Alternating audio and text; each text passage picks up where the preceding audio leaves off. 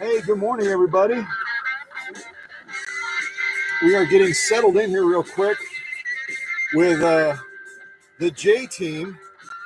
The name of the bird you're going to meet shortly is Jasper, and then John's son, Jet, has come along as well. So we've got Jet, John, and Jasper. It's kind of cool. Turn our music way down in case that's disrupting things. And I'll turn this camera around so you can get a glimpse.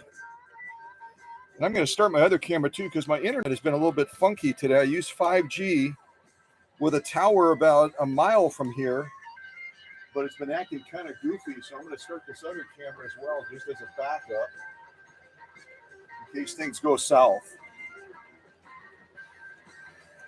So over on the other workbench, which I've done a very fastidious job of cleaning, because I did not realize that birds are very, very sensitive to scents and other things in their environment.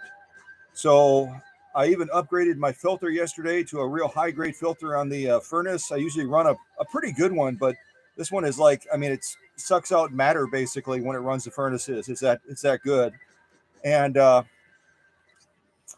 And then I also cleaned off the workbench as well, vacuumed it, wiped off the surfaces with, just some clear water. So hopefully Jasper is going to have a good visit today, and we won't have to call like the medics. We got a medic team right here in Oconto, so we got a fighting chance. But all kidding aside, welcome to Jasper that you can kind of see through. Get a little bit closer here. We'll kind of take a peek at him through his cool carrier. That is Jasper right there saying, okay, where am I? What's going on? Why am I hearing some strange guy talking? This is not my house. I think I should call somebody. And he's saying to John and to Jet right now, you might want to dial 911. We're in a weird place here. But hopefully he settles down and relaxes and has a real good visit.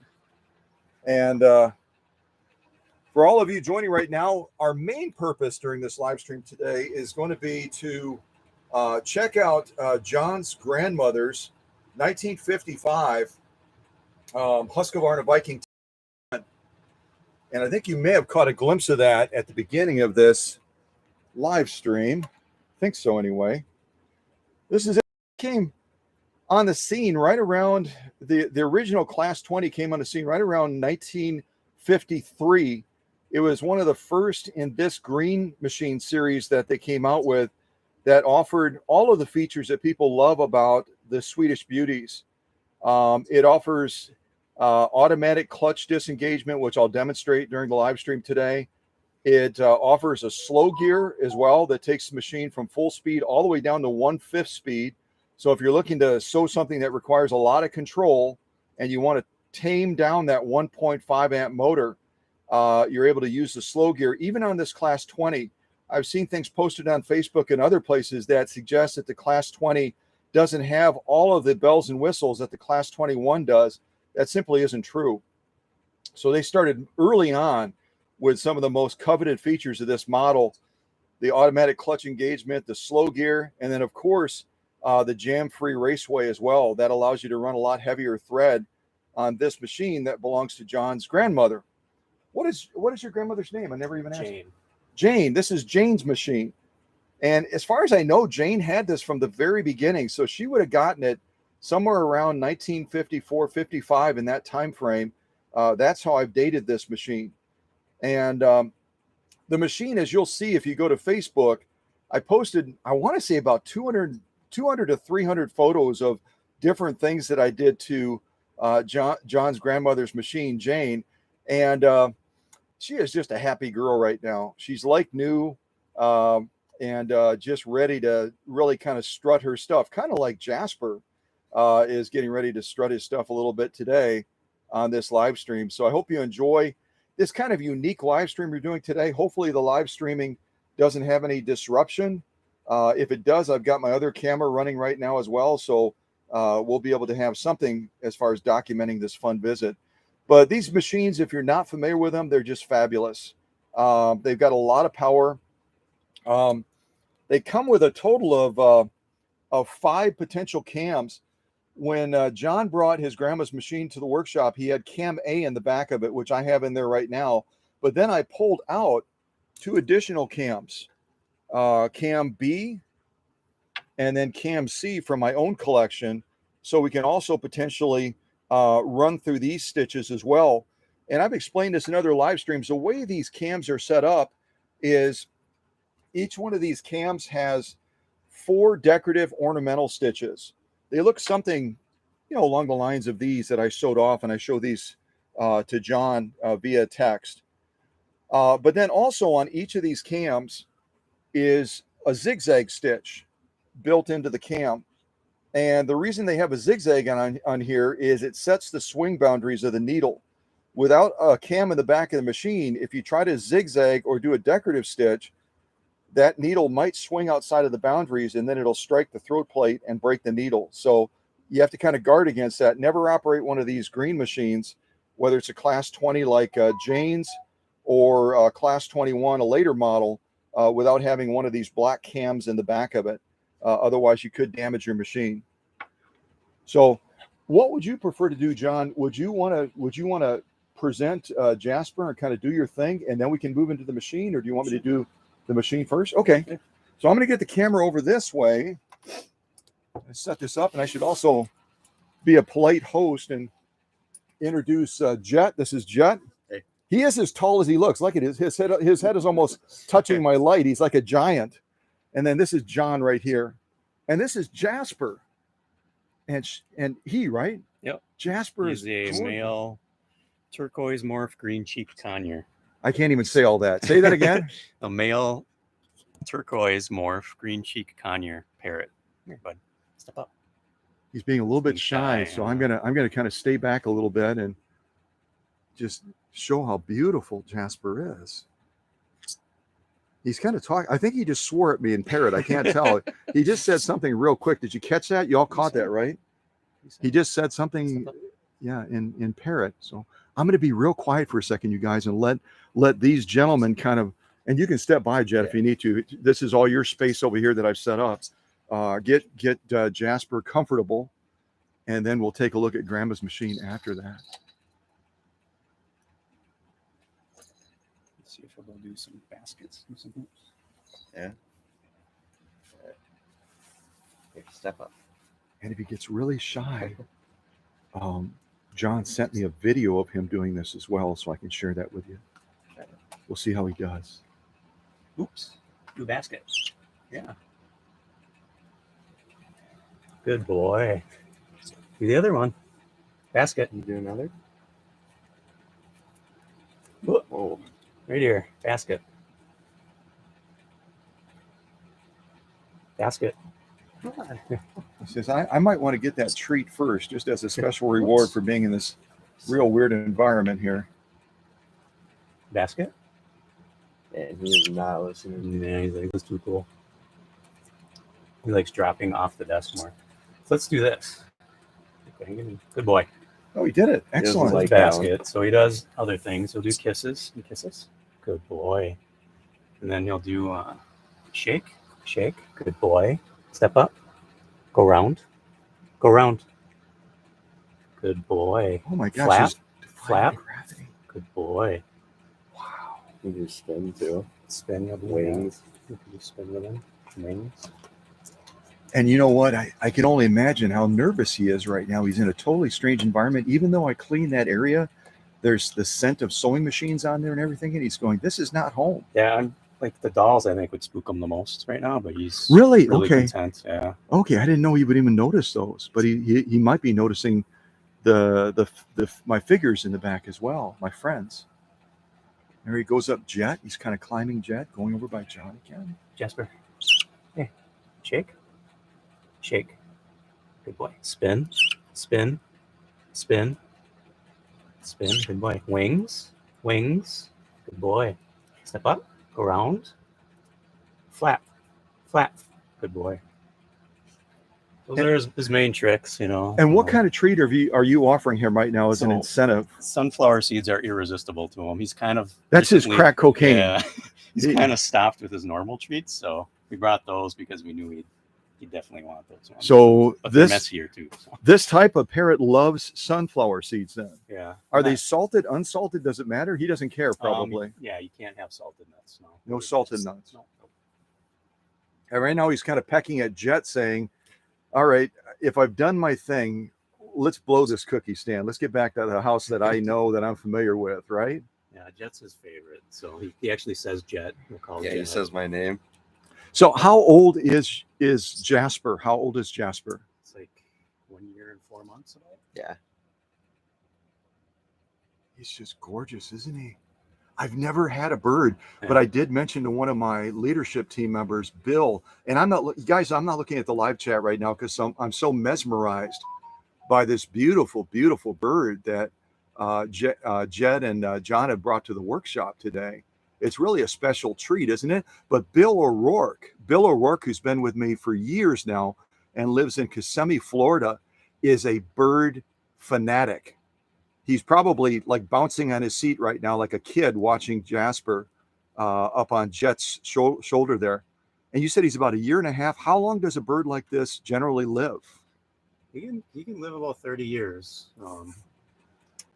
With proper care. If there's no health conditions. So about 30 years, and if he's not exposed. You had mentioned some of the things that are real harmful to birds. What are the things again that are real harmful to Jasper? You really have to guard him against. Yeah, sometimes like if you don't have good aeration, like just with cooking Teflon, Teflon's not good anyway. But the fumes from the Teflon, if you overheat it, if that gets in them, that can kill them pretty quick. So Teflon fumes could actually be toxic to Jasper then? Yeah, so you have to be careful that you're ventilating it properly or using different types of pans. Candles are bad. You can't burn candles. It's really the fume factor then, the fumes that can come off of different things. Different oils and stuff. And he's kind of puffing up his flowers right now. Is that a good thing? Does that mean he's starting to relax? Or? Oh, yeah, he's just preening, being happy. He's cozy with Jet. It's like he's at home, so... Now, are you the main trainer of Jasper, Jet? Or do you spend more time with him because Dad's busy at work, or what? Or is Actually, it's kind of the other way around because I'm at school most of the time, but he works from home, so he gets to hang out with Jasper while I'm at school. Okay. What are you studying in school? Science, like advanced bio.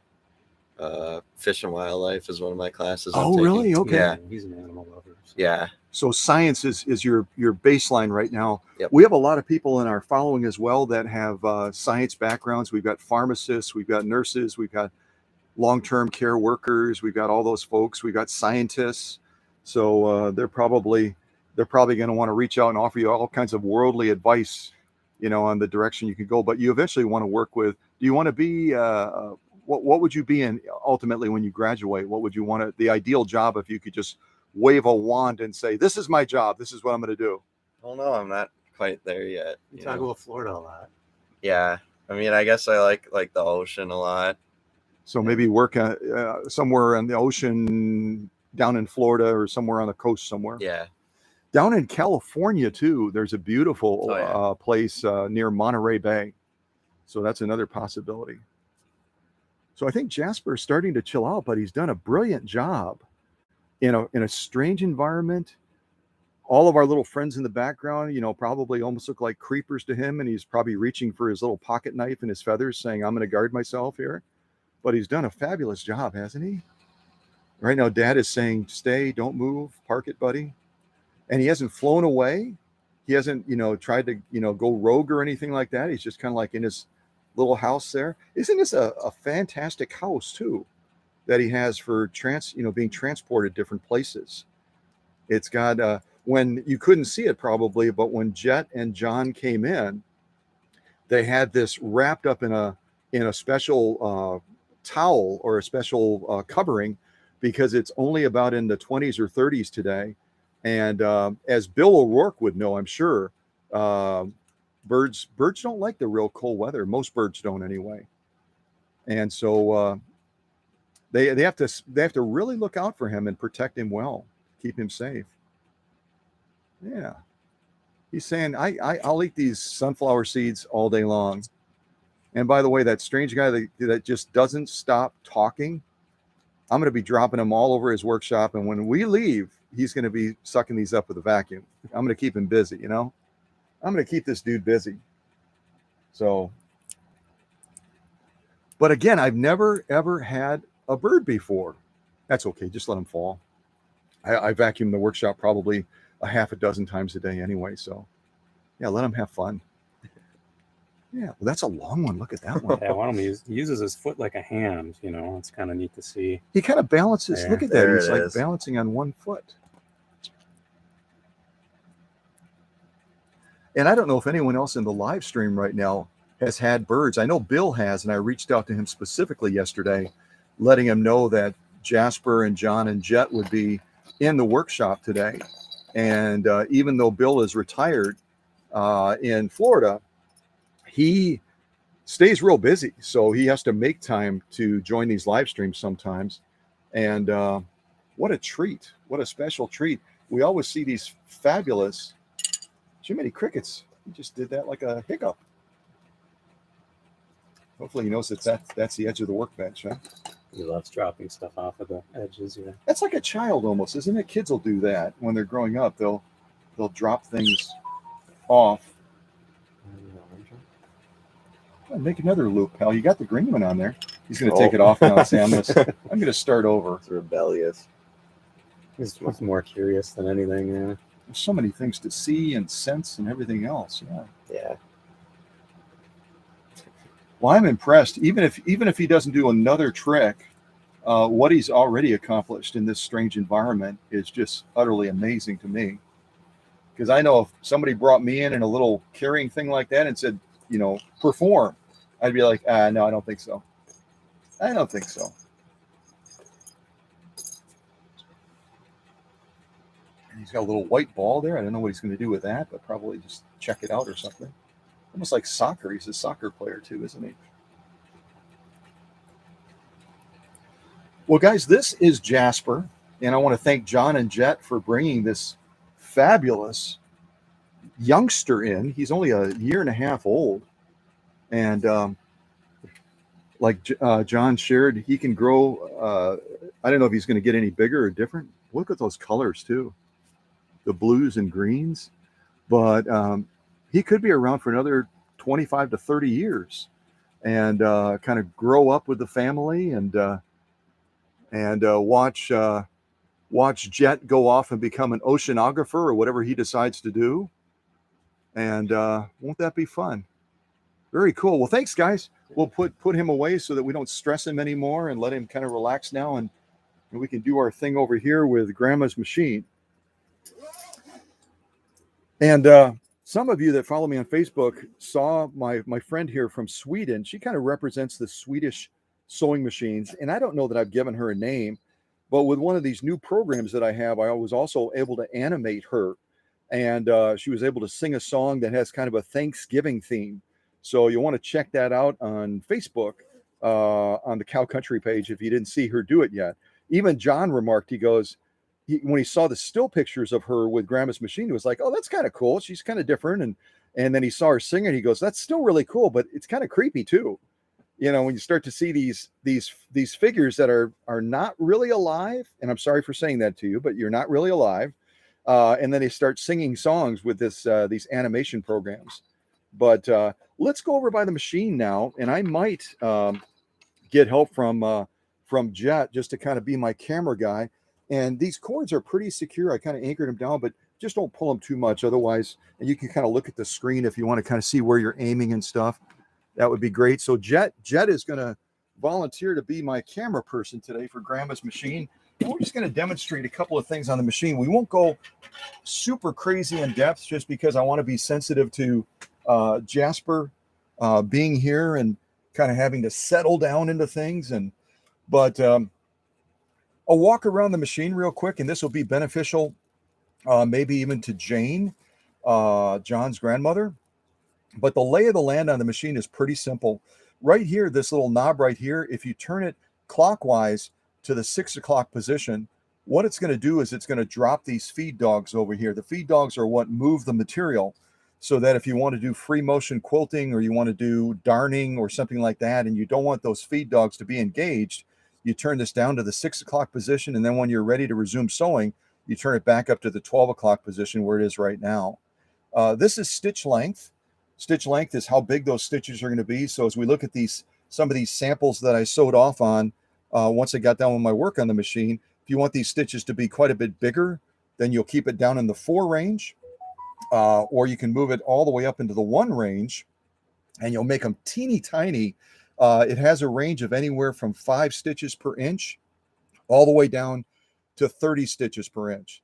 So you can imagine in an inch, 30 stitches, those stitches are going to be super, super compact. And then if you move this all the way to the top, it's going to be sewing in reverse. And I'm going to turn my phone on silence real quick because it sounds like someone is determined to try to connect with me. So we'll put it on silent for now. And most of the stitch length settings that we'll be using today are going to be in the 4 range for zigzagging and for straight stitching. And then when we use some of these cam features, we're going to be moving to right around 1.5. Between 1.5 to 2 is a perfect stitch length for using on most of the cam stitches. Some of them you'll want to modify a little bit, but all in all, it's going to give you a great outcome. This machine also, let me finish going over it. This control right here gives you control over needle position only when you have the stitch width, which is this right here. This is your stitch width. It only gives you control over the needle position when the stitch width is on 0. If you try to change needle position when you move it between 1 and 4, it's not going to respond because the machine's going to say, hey, wait a second, we're supposed to, between 1 and 4, be doing a zigzag or be doing a decorative stitch. We're not going to listen to what you're telling us about needle position. We're going to override that. But otherwise, you can just turn it left, and you'll see the needle over here moves to the left, back to the center, and then all the way to the right. And depending on the type of sewing you're doing, needle position can really be a critical thing. And then the next thing, and you won't be able to see it real well, it's going to be kind of over here unless Jet wants to kind of lean over. But you'll see that there's a number sequence on the side of this control as well. And then this metal slider that you can move in or out. And when you're moving this slider in and out, what you're doing is you're moving a reader finger in the back that's going to move across this cam. And almost like a braille, it's going to be facing out like this on the back of the machine. The finger will move along these bumps on the cam, and then it'll read the bumps almost like braille, and that will tell the machine what stitch you're wanting to do. And we control that by this metal slider right here, either going in or out. And there's 5 positions. Right now we're in position 5, which is always going to be a zigzag on these Swedish beauties. And then if you move between 1 and 4, you'll get one of those decorative ornamental stitches that are built into the cams.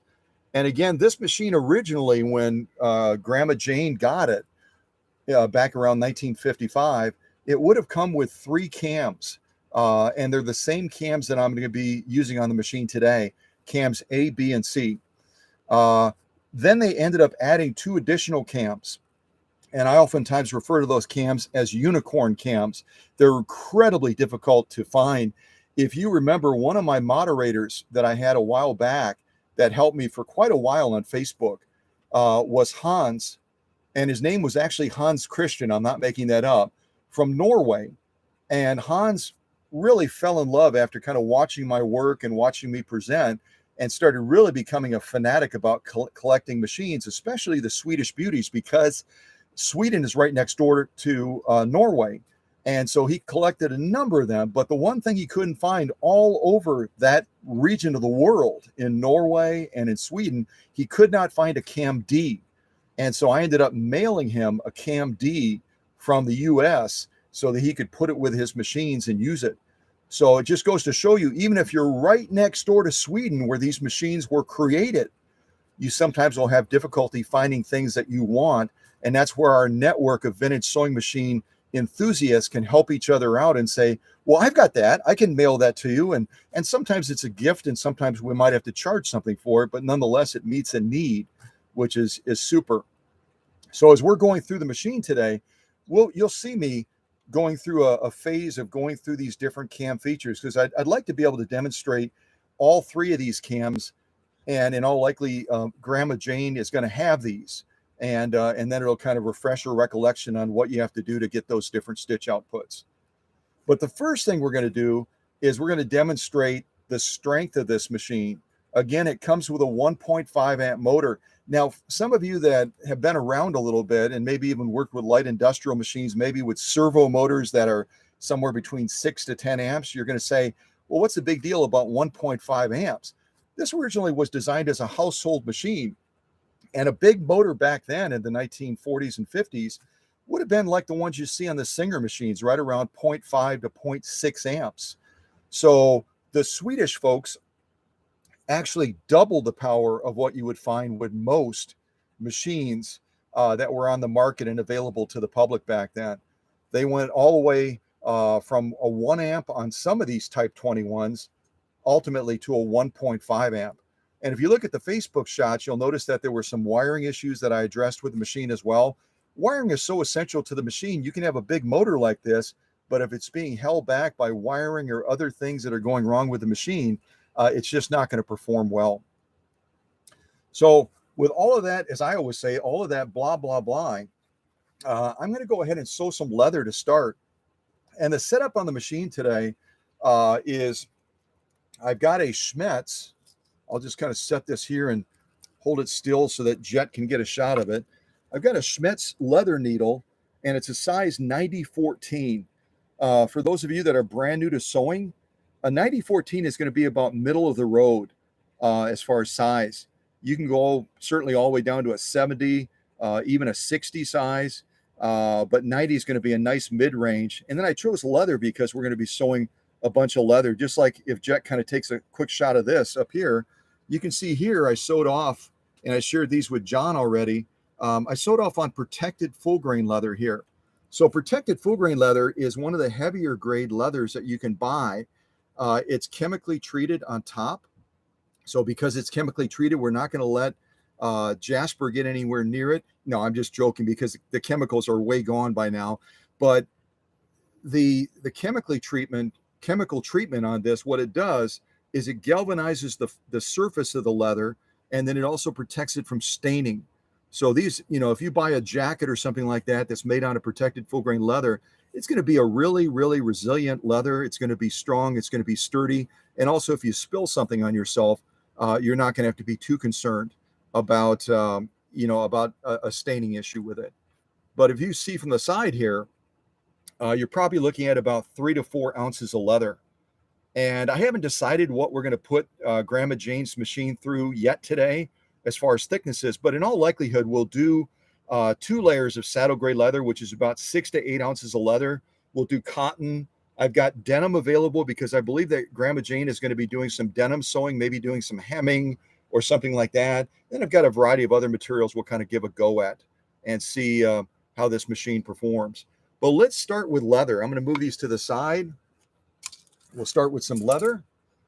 And for all of you that are hunters, I'm not a hunter per se, but I grew up with hunters. My dad was an avid hunter.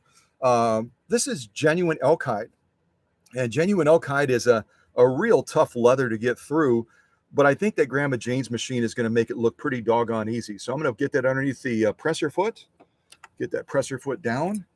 And again, when it comes to sewing something heavier like leather, inside of the faceplate, I'm not going to have Jet try to reach around, but there's a little roller inside of there.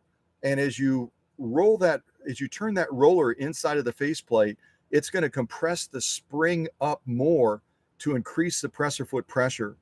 When you're sewing heavier grade, when you're sewing multiple layers of any material, you want to have heavier pressure. What it does is it uses this presser foot bar right here to push down against the material and force it into the feed dogs with a little bit more pressure so that it feeds more evenly across the material. But with that, let me go ahead and give this a go. And I'm going to I'll just have Jet kind of take a little bit of a retraction there. Let's see, zigzag, there we go. So what we're going to be aiming to do is laying down a straight stitch, and then I'll lay down a zigzag next to this as well. And I don't think I'll need a hand start. But again, the one thing that a lot of people have a misunderstanding about, because everything is enclosed, is these Swedish beauties are belt driven. There's a long belt that I replaced that goes over the balance wheel that comes down to the bobbin winding assembly.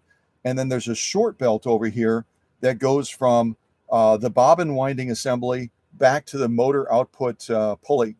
So those two belts have to work in concert together to deliver good results. And then you always start, you can see this piece of the machine right here. This is your take-up arm. You always start with that at the highest position, so it's just beginning to go on a downstroke, and that way all the mechanics are free. So with all that, let's sew down this genuine elk hide. Here we go.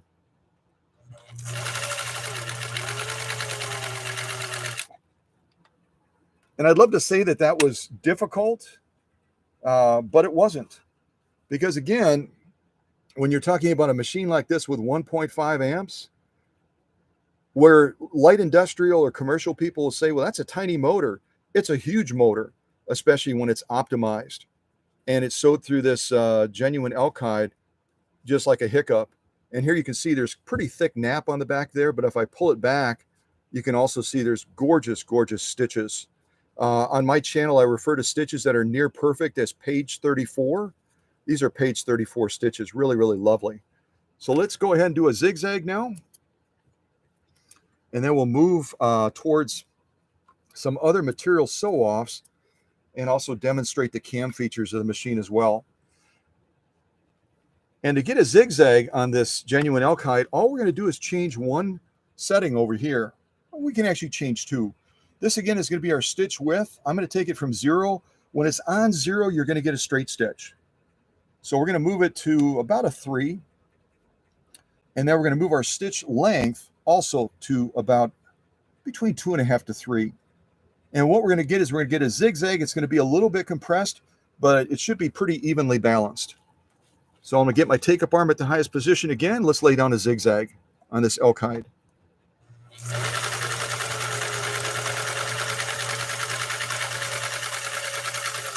And I don't know what you can hear through the live stream camera, but this machine is just, it's better than a Swiss watch right now as far as how quiet and smooth it's running right now, with some of the challenges that Grandma Jane had with it before John took custody of it to try to get it resolved for her. It was really having some struggling times.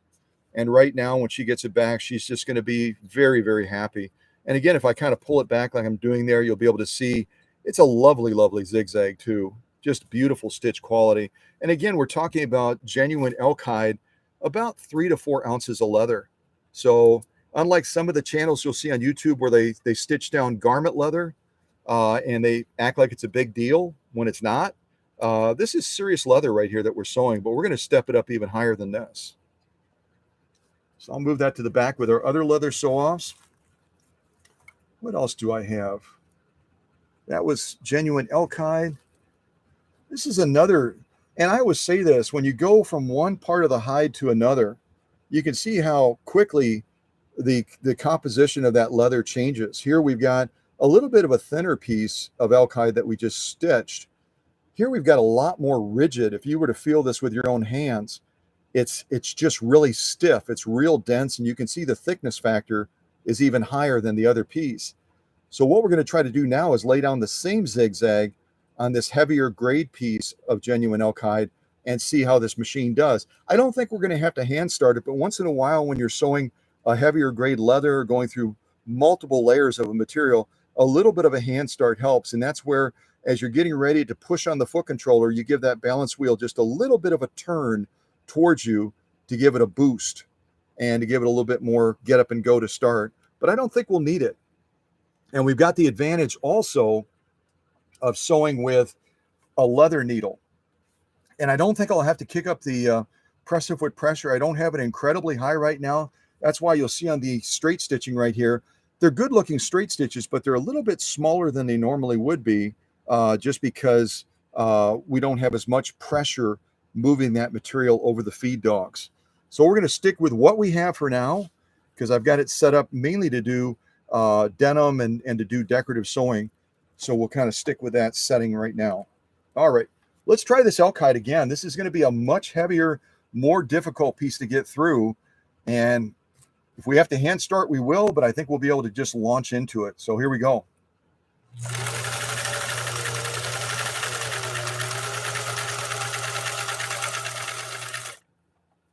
Now, anyone that's watching this, either during the live stream or afterwards, that wants to try this on your machine, I'll send you a sample of this elk hide, and then you'll realize that the workshop magic in getting a machine to be able to do something like this that easily, probably about 5 to 6 ounces of leather easily. If you look from the side, it's almost the equivalent of a man's belt.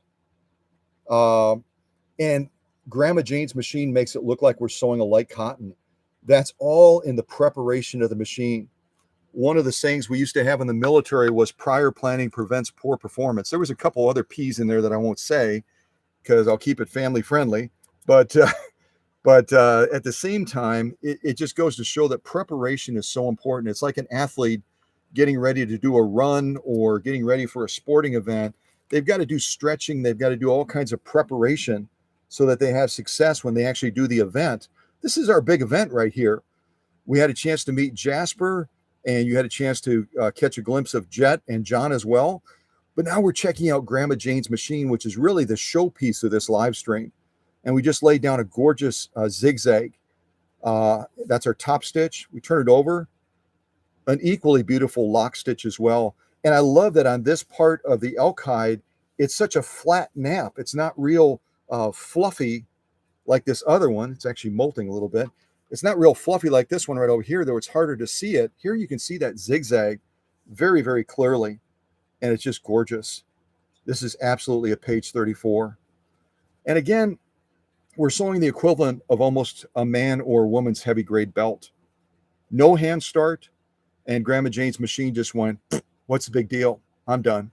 Kind of like Jasper doing the tricks. I'm bored. I'm bored. You know, let's go on to something else. So it's really quite an achievement when you get a machine running at this level and demonstrating such strength. But we'll also be seeing the graceful side of Grandma Jane's machine as well when we go into some of the ornamental type stitching. So what I'm going to transition over to now, we're going to kind of do a little leather fest here, a leather fest. This right now, this type of leather is saddle grade leather. You've seen this before in other live streams. This is what folks will get, you know, pieces of this. They'll make gun holsters. They'll make other heavy grade type goods that are leather based. And we're going to be going through 2 layers of this. I'm not even going to mess around with 1 layer. We're going to launch right into 2 layers. We'll probably lay down a zigzag, and then, yeah, I'll leave the other side open for Grandma Jane if she wants to stitch down it, maybe with a straight stitch or something like that. But we'll lay down a zigzag first, and then we'll kind of move into some of the other sew-offs as well. But again, with these 2 layers of saddle grade leather, if I kind of hold them like that and Jet gets a really good shot like he is, we're looking at probably about the same equivalency of that other piece of genuine elk hide, probably around 4 to 5 ounces of leather. So it's nothing even close to a light sew-off. And again, this class 20 that came out in 1953 originally, Grandma Jane's machine is from 1955. This machine would have been classified as a household machine. So the average sewist that was using it would be using it for typically denim, you know, cotton materials, similar to this. Cottoner, and I have a stiffener in here, sewing cotton materials as well. And just kind of in, you know, that's the staple of what a machine like this would have been used for, is cotton and denim. So we're kind of operating out, we're coloring outside of the lines, operating outside of the lines when we're going to be doing some of these other sew-offs. I'll just show you real quick. I almost forgot this leather too. So we've got saddle grade leather underneath the presser foot right now. And then what this is, and my friend over in Colorado that, you know, has done leather work for a long time. He's really a gifted leather worker, and he's done stuff for some of the big shots like Alice Cooper and Johnny Depp and all the other folks that are just wonderful on the screen. And they're also great. Many of them are great musicians as well.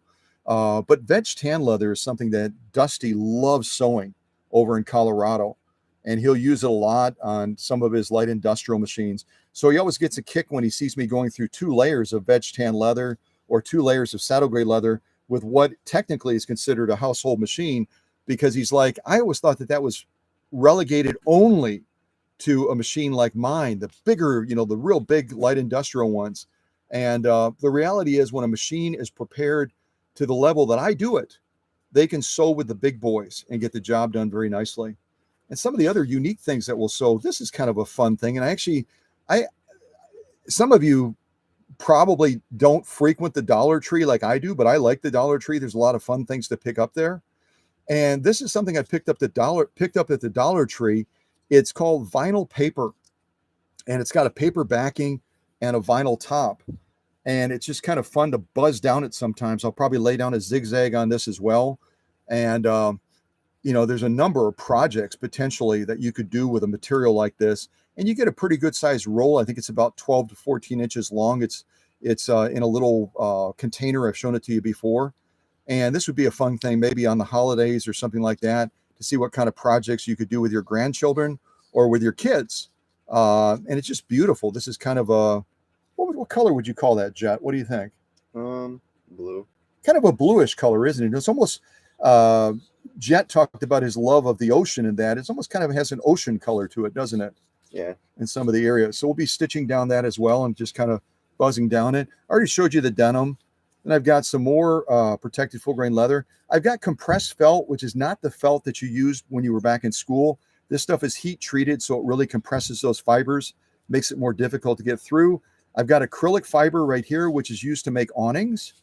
And I think that's about it. I wanted to keep it fairly short because I knew that Jasper was going to be here and he was going to be like, okay, I've been a good boy. I want to get home now. So I didn't want to go incredibly long like some of my live streams are. So all right, so let's focus on the leathers, and then we'll move into some of the other sew-offs. And I'll lay down, and I'll probably cheat a little bit and put a couple clips on here so I can sew a little bit straighter. And that's a good rule, isn't it? When you're sewing multiple layers of something, using clips like this will keep you a little bit more on course. And you just want to make sure when you're using clips like this that their profile is not too high, because if their profile is too high, as they're being fed past the needle bar right here, this can sweep down and actually strike these. So I always kind of take it slow and easy. I know these are low enough to feed by, but if I'm using a different type of clip for heavier materials like this, I'll take it really slow because you don't want that needle bar with all of that force coming down and hitting something. It could damage the machine. Okay, and why don't we mix it up a little bit? We did a smaller zigzag. Let's make it a little bit bigger. I'm going to move it to about 3. Yeah, we'll move this one to about 3.5. Make it just a little bit larger than the other one. And the thing when you're going through multiple layers of leather like this, you might have to bump up your upper tension a little bit to maintain that zigzag on the bottom. The zigzag on the bottom, again, is this stitch right here you can see, because when that needle sweeps down through this thick leather, it's got to be able to pull that thread back up and make that nice and tight. And sometimes when you're going through multiple layers, unless you bump this up, you get kind of a loosey-goosey zigzag. I'm going to try it the way it is. If it's a little bit loose, we might bump this up a little bit and tighten it up. Otherwise, I might just leave this leather for Grandma Jane as well, and she can sew it herself and kind of have fun with it. So my take-up arm is all set. It's on the down sweep. You can see it's getting ready to come down. And we'll go and see if we can get through this as well. Again, no hand start. I'm just going to see if I can plow through it. And the other thing I could do real quick, and this would be great to do on this saddle grade leather, if Jet wants to take a shot of the side of the machine right here.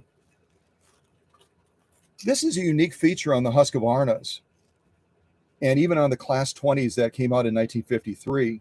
It has something called a slow gear that's going to take the machine from full speed all the way down to 1/5. The way you engage it, you have to do 2 things. You've got to put a bobbin. It doesn't have to be a bobbin to wind. You just put a bobbin on this little mounting point right here. And then the next thing you want to do is you want to take this out. You twist it towards yourself and then remove it from the machine. The simple rule about the Class 20s that have this bobbin assembly set up is you always, always, always want to have one of 2 things on this part of the machine if you're operating. You either want to have this inserted and locked in place so that the gears don't bind, or you want to have a bobbin on when you're going to be doing the slow gear. We can also have both inserted, and if we have this inserted and we have this on, what we're going to be able to do is wind a bobbin without the needle operating, without the needle moving. And I know that's a lot of information, but you can always hit rewind and go over it again. So let's do this. Let's try to do the slow gear now and listen to the motor. It's going to be holding that motor back by gearing the machine down, almost like a 10-speed bike. Inside of here, there's 2 gears. There's going to be a gear that allows the machine to run at full pace. And then when you engage the slow gear, it's going to take it down 1 stage and hold that motor back. So it's only operating at 1/5 the speed. All right, let's give this a go and see how we do. Just check that one more time. Okay, here we go. And the click you just heard is absolutely normal. That click is simply saying, I'm shifting the gear down. I'm shifting the gear down. And Jasper's even getting excited about it. I'm shifting the gear down, and now we're going to run slow. So I'm going to be pushing the foot controller almost all the way down, but it's going to hold that motor back.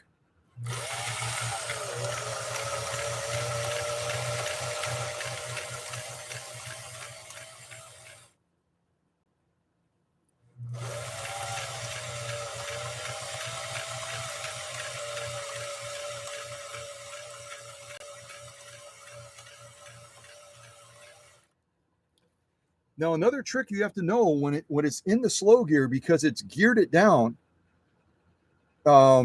once you go to re-engage it, you're going to hear that click again when it's kicking back in.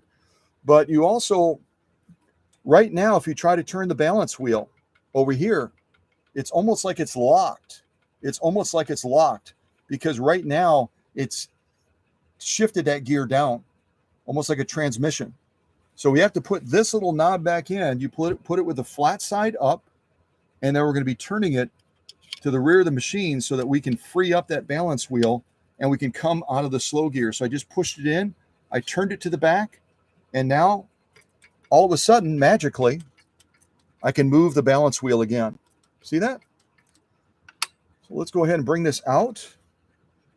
Yeah, and I'm glad I left the tension alone, because this is our lock stitch on the back. Folks, it doesn't get any better than that. That is a page 34 plus, as I refer to it. Everything about that stitch is just spot on. The spacing, the formation, the presentation of the stitch, it's absolutely drop dead gorgeous. And again, we went through about 4 to 6 ounces of saddle grade leather, not a light sew off at all. And just a gorgeous, gorgeous lock stitch. Yeah, we're actually getting pretty good success with the lighting today because Jet is operating the camera. I sometimes have to do all kinds of crazy things, shutting lights off and doing other things like that in order to get some fairly good visibility of the stitch. But with Jet's help, I'm having good success. And that again is our top stitch right there again through about 6 ounces of saddle grade leather. And folks, I want to apologize just because of our setup today. I'm not engaging you in the live chat, but I hope that you're putting up some great comments, because John and Jet and also Grandma Jane will be able to view this afterwards as a video, and they'll be able to see all the comments that you wrote about Jasper and meeting John and meeting Jet, and then also meeting Grandma Jane's machine as well. So hopefully you're having some good chat and some good conversation. Amazing sew off on these 2 layers of saddle grade leather. And again, no hand start. This machine is just eating this leather up, saying, what's the big deal? I'm going to throw that to the back as well. And we haven't done a lot yet, but on this needle so far, I call them a sew-off sandwich. So far in this needle, again, we're looking at a size 90-14 leather needle by Schmetz. We've sewn all this leather already. Protected full-grain leather, saddle-grade leather, genuine elk hide. And now we're just going to stitch down 1 row on these 2 layers of vegetable tan leather as well. That way my buddy over in Colorado can say, all right, Scott, you show off. I thought that only my machines that are, big industrial, light industrial machines are able to do that kind of stuff. And most, just so you all know this, most of the Swedish beauties out there that you would find on eBay and other places like that, if you watch this live stream or this video and you're going, I'm going to get myself a Swedish beauty so I can do this type of sewing with it, and then you get that in the mail from that seller who probably hasn't done anything more than maybe put a little bit of polish on that machine, you're going to be incredibly disappointed. The preparation again of the machine and getting it ready. is going to make all the difference in the world of that machine being able to do all the things you're seeing Grandma Jane's do with so much ease. So let's do this veg tan leather. I'm going to lay down another zigzag down it. Zigzag is going to challenge the machine a little bit more because there's needle swing involved. Whenever you incorporate needle swing through a heavy grade sew off, it's a more difficult task. And I like to really push these machines in the live stream. So let's lay down a zigzag, and then I'll probably leave that other column open for Grandma Jane to try it out. Or you know what? Maybe John will decide to sit down with Grandma Jane when he brings the machine to her and say, hey, let's sew some leather. I don't think Grandma Jane's going to make a biker jacket, but she might. You never know. All right, let's give this a go. Here we go. And again, no hand start. We're just going to buzz down it. All right. And I think, yeah, I took the slow gear out, so we should be running at full speed. Actually, you know what? This is a great lesson. I caught myself almost making a blunder, as I oftentimes do. If I were to push on the foot controller right now, we wouldn't be sewing this vegetable tan leather. All we would be doing is winding a bobbin, because I forgot to take the bobbin off of there. And with this in place and this bobbin on, that's the setup right there that you want to disengage the clutch, which means right now, if I push on the foot controller, you're going to see the bobbin spin, but you're not going to see the needle move. Let's see if that proves to be true. All right, here we go.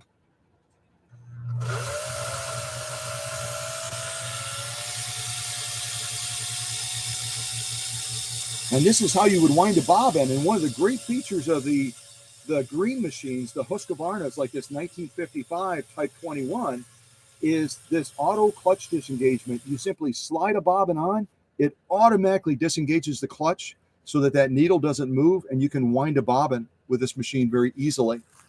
And once we take it off, you're going to hear a click, and then you'll see the needles start to move going down these two layers of vegetable tan leather. All right, you ready?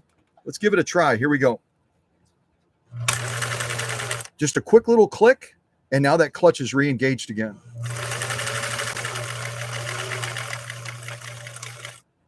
Get that little clip off. I'm kind of...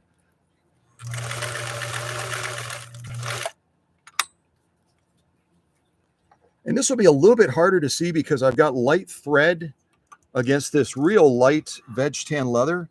But I'm sure that, with Jet's help, he'll kind of be able to get a focus. You can kind of look over your shoulder as well. I can't see if that's clear or not. It might be on the screen. I'll shut that light off. But those are gorgeous stitches, folks. Just absolutely gorgeous.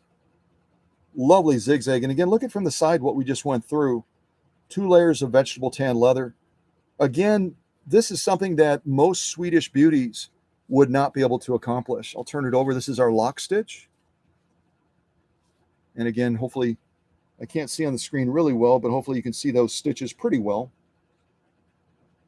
I can also get my stitch off holder as well, which might give us even better visibility on this lighter material. The other ones are a lot easier to see. I'll just give this a quick clip. Hopefully I don't clip my fingers. And yes, for all of you that sent me notes when you saw the pictures on Facebook of me hurting my finger, I did not hurt my finger on Grandma Jane's machine. I hurt it on that machine that I was getting ready, and I was kind of rushing. That happens, doesn't it? When you rush, you can make mistakes. And I was working on that machine that I took down to the paint shop, and I ended up, I'll kind of move it down here, Jet. Maybe let's see if that makes it any easier to see those stitches. I'll kind of turn it like that. Does that look pretty clear, John? Okay, perfect. So that is our top stitch. I'm going to turn it over. You can look at that lock stitch.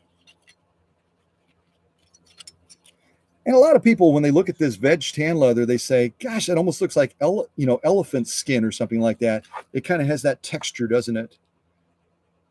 But to be able to sew 2 layers of veg tan leather, we did saddle grade leather, 2 layers of that. We did the elk hide. Grandma Jane is going to have more power than she probably knows what to do with now that this machine is running so strong and so true. So again, don't try this at home unless your machine has been prepared properly, because I don't want you to be disappointed. I don't want you to throw that machine into a corner and say there's something wrong with it, it doesn't work right, I don't like Swedish Beauties, that Swedish Beauty hasn't been set up for success like Grandma Jane's. Again, 2 layers of veg tan leather, about 6 ounces of leather. That's a serious sew off. And household machines, when they're prepared properly, they can do it like a hiccup. All right, let me throw that to the back. You can see, slow but sure, our sew off sandwich is growing. Protected full grain leather, saddle grade leather, genuine elk hide, veg tan leather. We just had our leather fest, kind of like going to a buffet with leather. And now we're going to move into some of the other stitch offs as well and give you a chance to see Grandma Jane's machine do something totally different. And so rather than jumping right into some of the other sew-offs, why don't we go to the pretty side of what the machine is capable of doing. I'm going to get this into place. This, again, is 100% cotton. You can pick up something like this at Walmart or Joann Fabrics. It just comes as a fat quarter, a little square like this, and then you can cut it to whatever shape you want.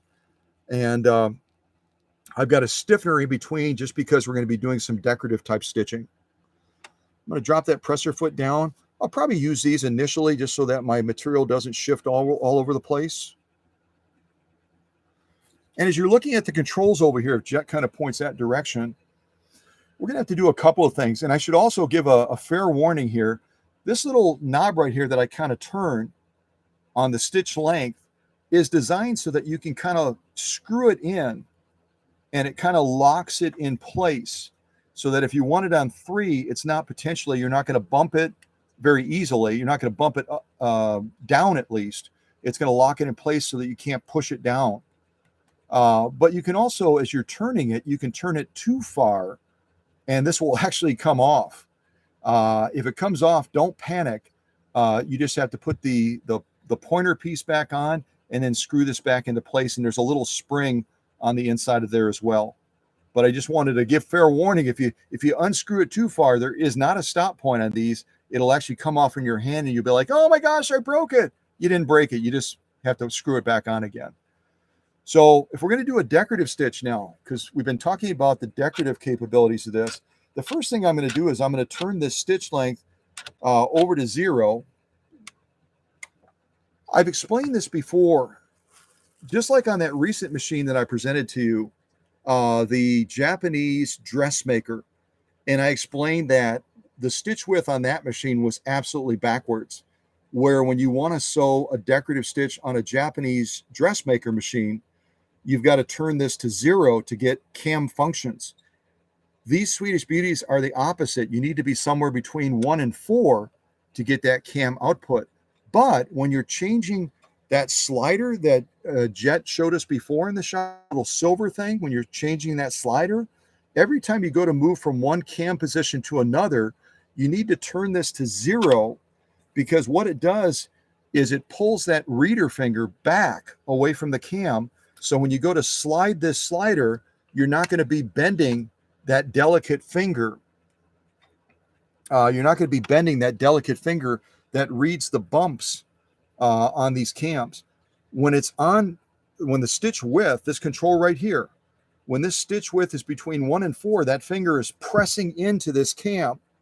So before we try to move that slider and potentially bend it, we move it to 0, it pulls that finger back, and then that slider moves very freely. And then just remember, when you get ready to sew again, turn it back to somewhere between 1 and 4 so that that reader finger goes back into the cam so it can read the bumps as it's turning. Does that make sense? I'm not looking at the chat again, but I know John is. If that makes sense and that's helpful, a helpful tip, just put a smiley face or a thumbs up or some sort of a comment into the live chat if you would be so kind. That would be awesome. All right. So we want to set this up into a decorative stitch now. So I'm gonna move my stitch length, like I said, between 1.5 to 2. I've got to make it nice and short so it tightens that pattern up. So we're right around 1.5, between 1.5 and 2 in that little general range. Then the next thing I need to do is I need to move my slider. And because I'm on 0, I can do that without damaging the machine. So I'm going to lean over and I'm going to move it to position 4. I'll kind of get out of Jet's way, and you can kind of just point it over that way. You can see that right now we move that slider over to position 4. Okay. So what I'm going to do now is I'm going to move my stitch width back to 4. Otherwise, all I'm going to get is a straight stitch. And I've done that before. I forgot to move this. I start to sew. Hey, I'm not getting any decorative pattern. That's because I forgot to move the stitch width. And I go to the max just because it gives a nice fuller stitch. So now let's see what Grandma Jane's machine can do. And again, in the back of the machine right now, I have Cam A that the machine came with. And we're going to lay down a decorative stitch using this 100% cotton with a stiffener. All right, here we go.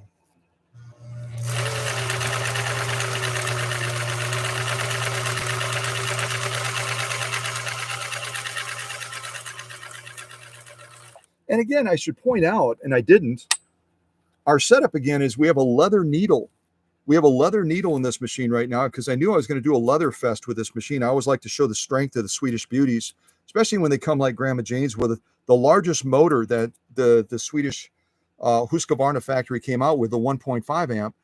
But whenever you're sewing other materials with a leather needle, it's not necessarily the best setup, but it kind of pushes the boundaries. It makes the machine work a little bit harder, and that's okay. So I'm going to go ahead and pull this out now. We'll give Jet a chance just to kind of show these stitches off. That's going to be stitch number 4 on Cam A. That's our top stitch. Beautiful, beautiful stitch. Turn it over. Beautiful lock stitch as well. Nothing loosey-goosey. Just a really, really nice balance between the two right now. And for those of you that are brand new to sewing, or maybe some of you are watching this channel and you don't even sew, you just like collecting vintage sewing machines. The way you get stitching like this with such a beautiful balance is when you calibrate the upper tension, which is this right here, and you calibrate the bobbin case, which is hidden in here inside of the raceway, and they work as friends. I always say they become friends because the bobbin case down here is going to be working to pull that thread down to define the top stitch right here. The upper tension up here is going to be pulling up to define the lock stitch on the bottom right here. So it's a tug of war between these two all the time. They're always in a friendly fight. The bobbin case is pulling down, the upper tension up here is pulling up, and eventually they become friends and they produce a beautiful stitch together. Yeah, a beautiful stitch that you can really be, you could say it's brag-worthy. It's brag-worthy. So with all of that blah, blah, blah, let's go on to the next stitch that's on Cam A, which is going to be in position 3. And Jet doesn't have to stretch over for each one of these because you've already seen kind of the lay of the land. And all we're going to do now is just kind of move through the other options on Cam A so you can see what those stitches look like. And then if John and Jet say it's okay, we might show some of the stitching on Cam B and C as well, just so you can see all of the stitches that these cams of this machine that the cams would have come with the machine originally. I don't think that made sense what I just said, but I think you sort of understood what I meant. So now the first thing I have to do is pull that finger back because right now that finger is pressed into the cam, right? I've got to take it down to 0. Then I can reach over here and I can move it from 4 to 3 very easily. I take this back up to 4. I'm all set to go. So I'm going to do that next decorative stitch now from Cam A, position 3. Here we go. Jasper's saying, I don't like that sound. And this is going to be what I call kind of it's a 3-point zigzag. There's a zigzag and then there's a 3-point zigzag, which means that needle is striking the same point very rapidly more than once, and it gives a totally different look to that stitch, doesn't it? Lovely, lovely stitch. And Jet is doing a brilliant job of getting a nice shot of it there for you. So I love Cam A for that 3-point zigzag. It just gives such a totally look to what is a traditional zigzag. We turn it over. We got a beautiful lock stitch as well in that row right there. I still have to cut my threads, but I want to give you an initial glimpse of that. Somebody says camtastic. Oh, somebody put camtastic? Sunny did. Oh, Sunny. Well, and if you folks, John is watching the chat, which is really, really helpful. If you have any audio issues, if you're having trouble seeing something, Jed is doing a brilliant job of capturing this for all of you. But if you have any trouble seeing it, just type that in the chat and John can let me know. Because again, I'm not looking at the chat today. I'm just kind of trusting that my friends will take care of that. So again, beautiful stitching, folks. It just, if your machine gets to this level of stitching, you should be showing it off to everybody, because a lot of Swedish beauties will not stitch with this level of clarity. They just won't. They just simply won't. All right, let me give this a clip and let's move on, because we have potentially 2 other cams I'd love to show you.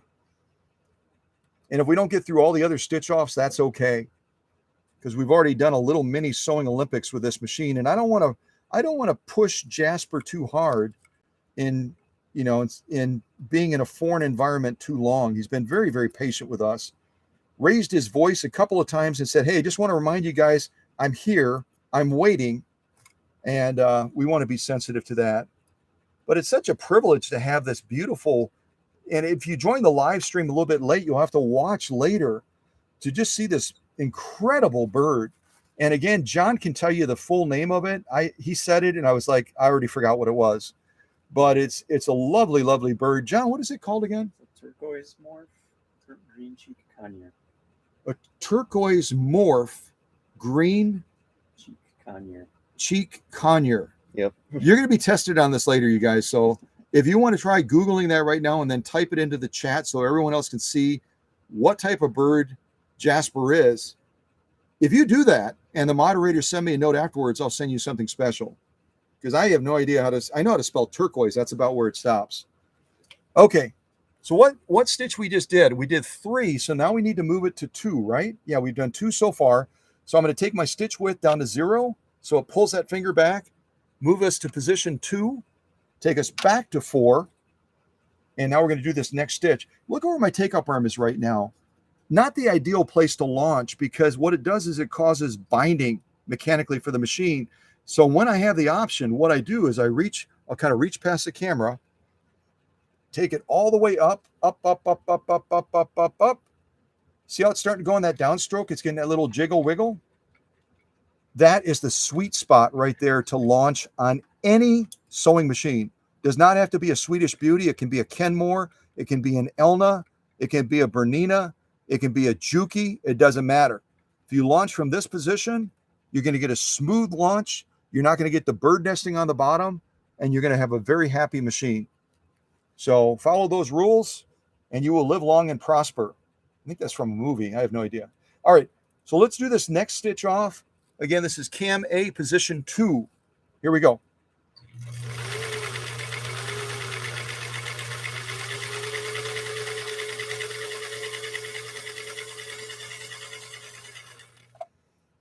And yes, you can also use the slow gear for doing decorative sewing as well. If you choose you want to do that.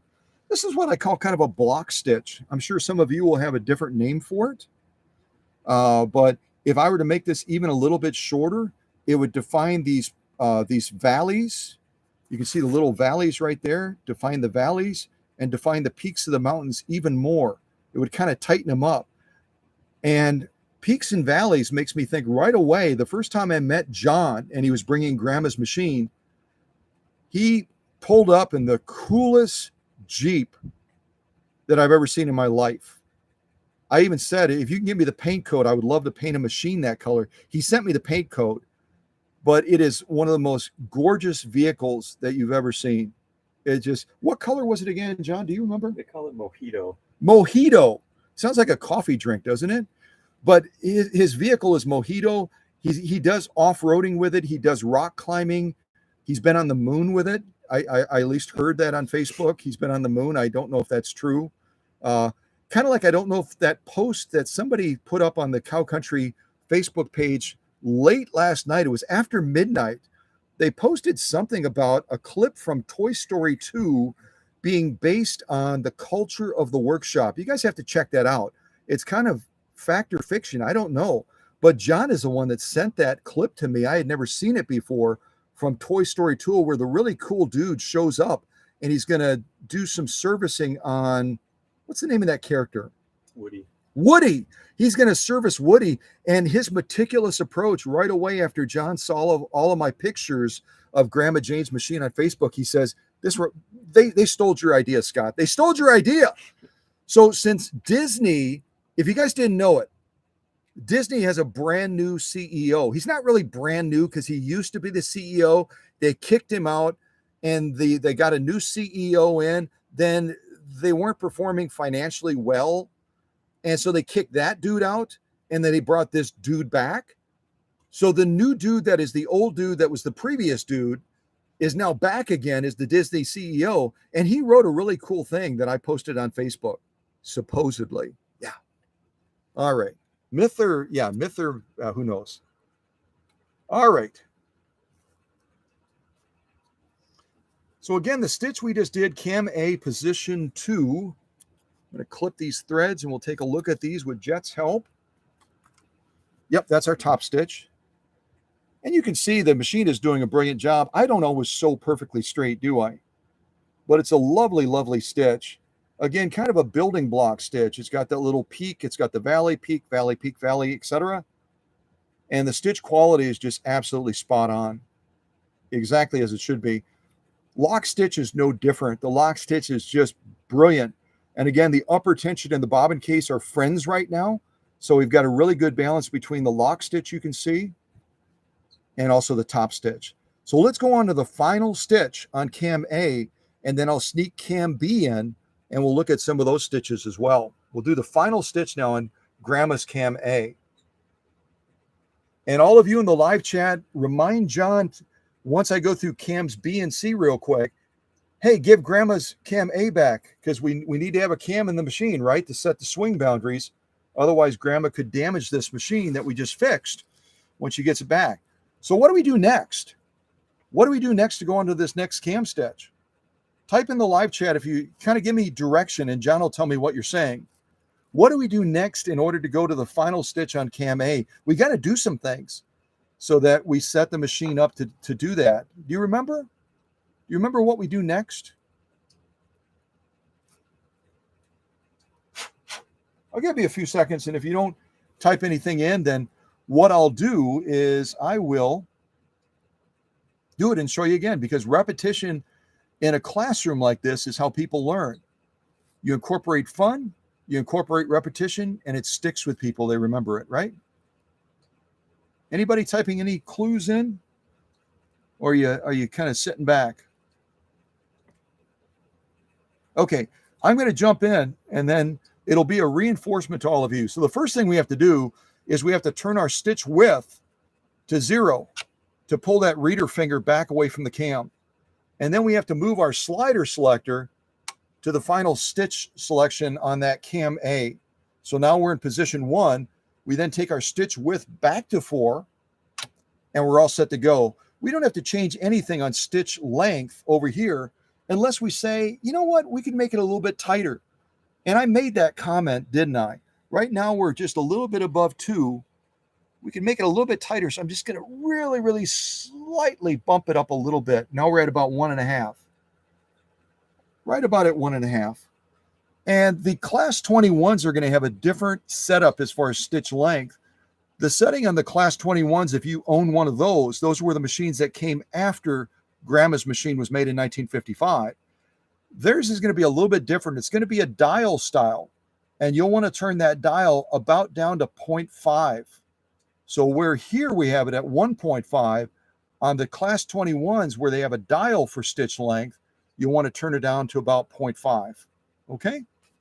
All right, so let's sew this final stitch on Cam A, and then we'll see if we can have time. I'll check. I want to be sensitive to John and to Jet and to Jasper. If they say, yeah, we're okay, he's fine, then we'll do Cams B and C so that you can see all of the stitches that this machine would have come with originally when Grandma Jane got it back in 1955, Cams A, B, and C. So we'll do this final stitch now. I'm going to get my take-up arm in the right position. All right, there we go. It's at the peak. Lay down this final stitch now.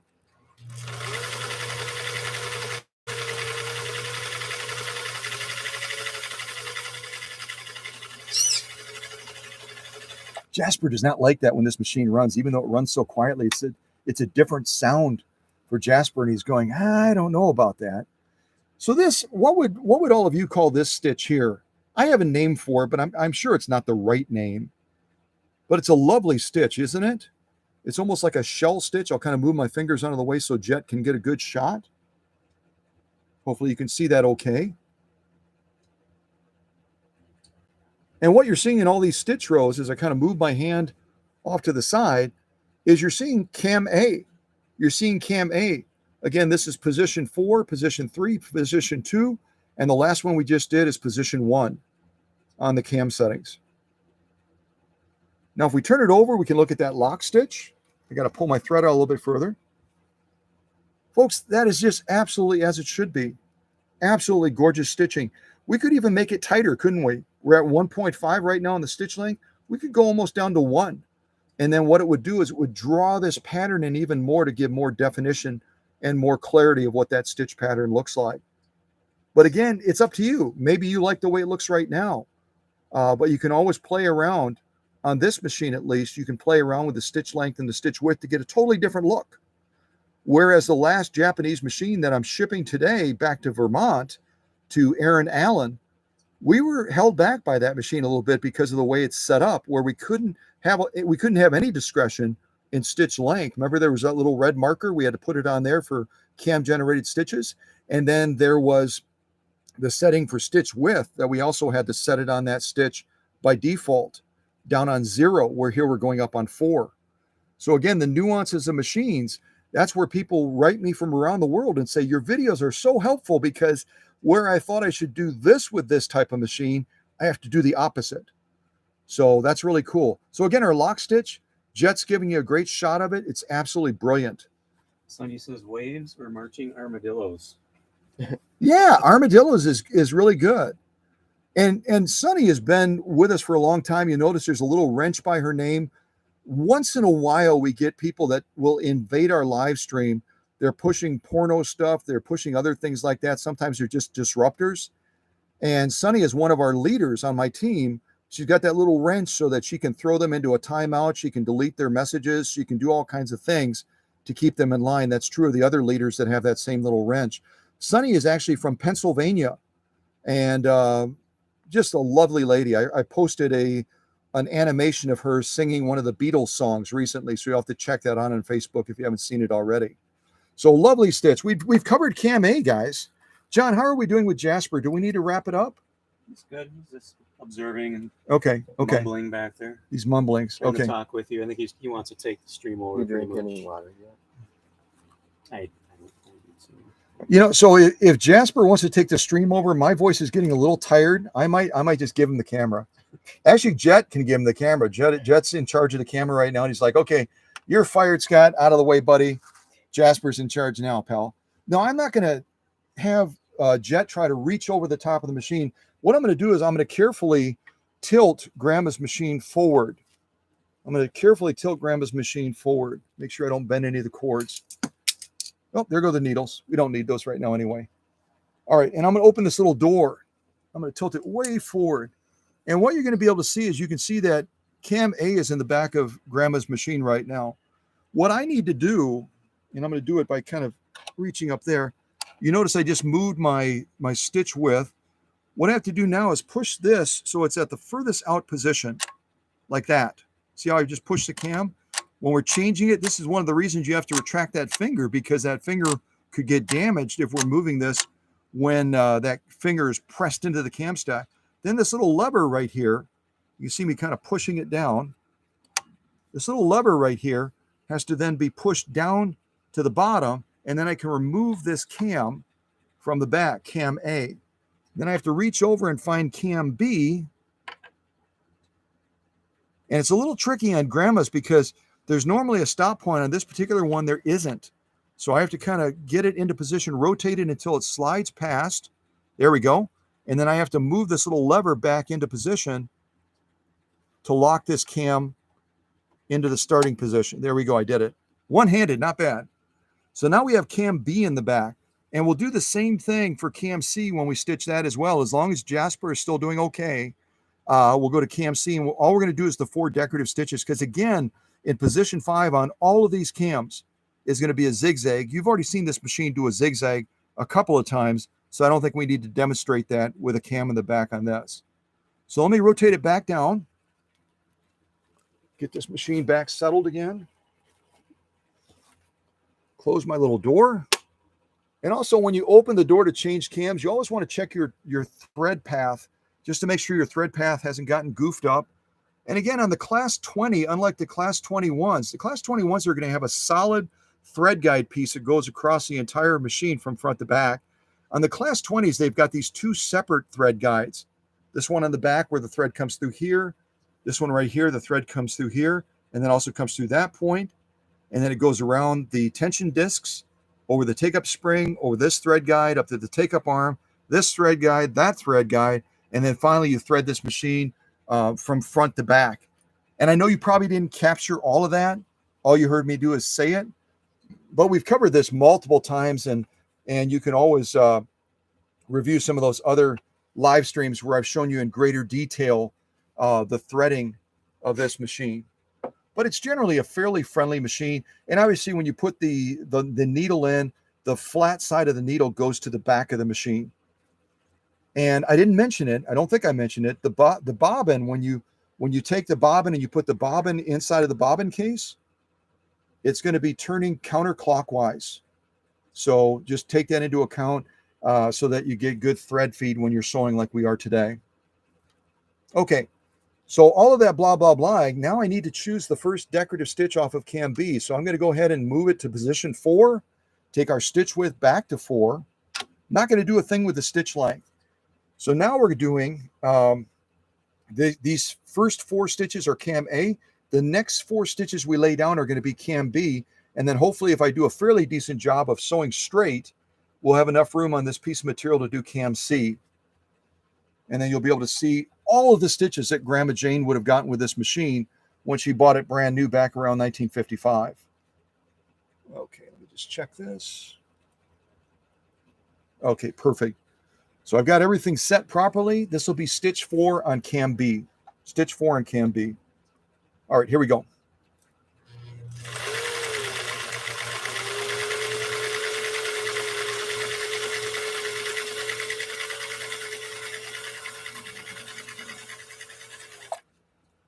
Perfect.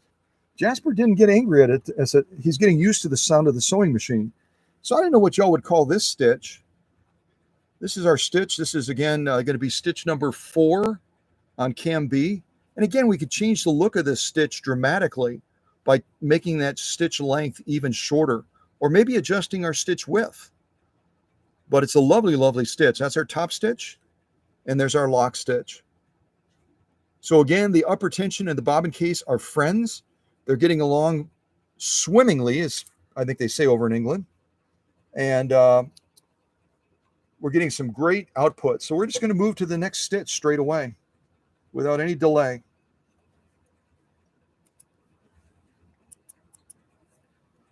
Get our material back in place.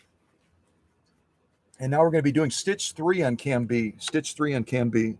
So what's the first thing I do? If Jet kind of shows the front of the machine, the first thing I do again is I need to change my stitch width from 4 down to 0 so it pulls that finger back so we can move our slider. Take it down to 0. Now I can move from position 4 to position 3. Take our stitch width back up. And again, I didn't say it because you guys are really, really smart.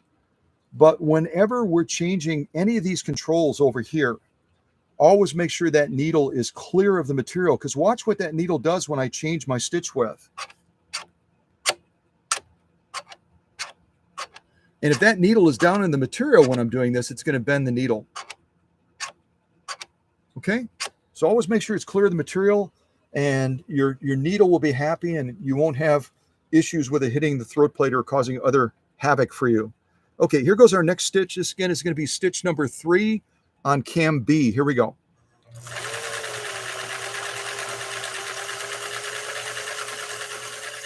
And again, listen to this machine run. I'm going to be very quiet.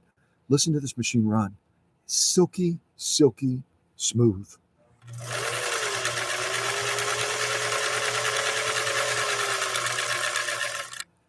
We're going to stop there. Bring this around. Now here's a different looking stitch too, isn't it? It's a lovely stitch.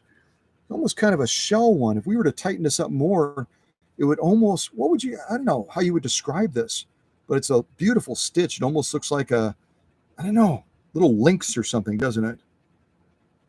Little links. Beautiful. There's our lock stitch. Just as gorgeous as the top stitch. I'll let the camera kind of focus in on it a little bit.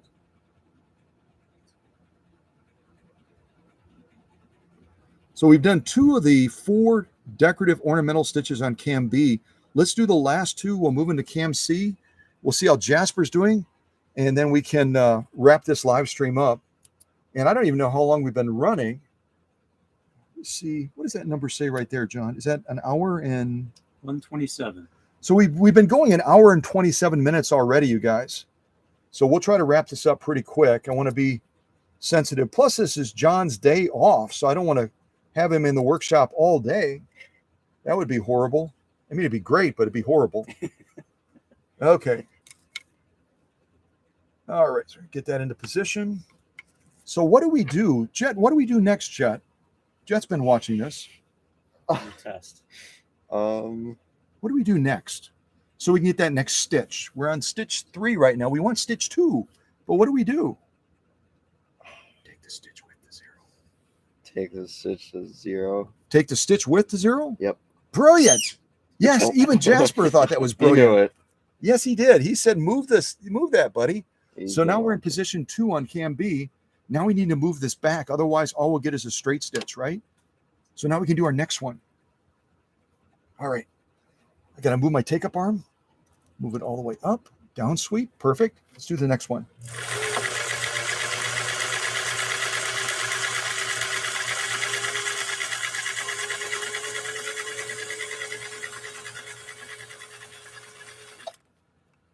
It's got to be Jet holding the camera or something, because I'm actually sewing straighter than I normally do today. This is really cool. This is kind of what I call a snaky pattern. I think some of you have come up with other really cool names, but it almost looks like a snaky pattern, or maybe like you're going up and down the hills. If you've ever been different parts of the U.S., out west in particular, you sometimes will have these roads that go way up and then they go way down, up, down, up, down. It's almost like you're going up and down hills, doesn't it? That's our top stitch. Now, if we turn it over, you're not going to see anything different for the lock stitch right there. It's just perfectly balanced. Again, our upper tension and our bobbin case are working together. The bobbin case, again, is pulling down to define the top stitch. The upper tension, this unit right here, is pulling up to define the lock stitch. So if this looked really loosey-goosey, we could solve that problem by slowly increasing this. And with this upper tension on the class 20, it doesn't have a stop range. In other words, it doesn't have a restricted range where you can go, say, between 1 and 5. You go here, it stops. You go here, it stops. On this upper tension, you can go around and around and around and around and around. So you got to do it in real small steps so you don't go, oh boy, I really goofed it up now. I don't know where I started, because there's no stop range on this upper tension. But right now we've got a beautiful balance, don't we? Lock stitch is exactly as it should be. Top stitch, exactly as it should be.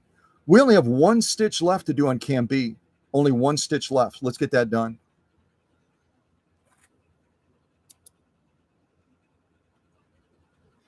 And Jasper, thank you for your patience with us. And thank you for that right answer too. You were like the lifeline for Jet, saying, stitch width, stitch width.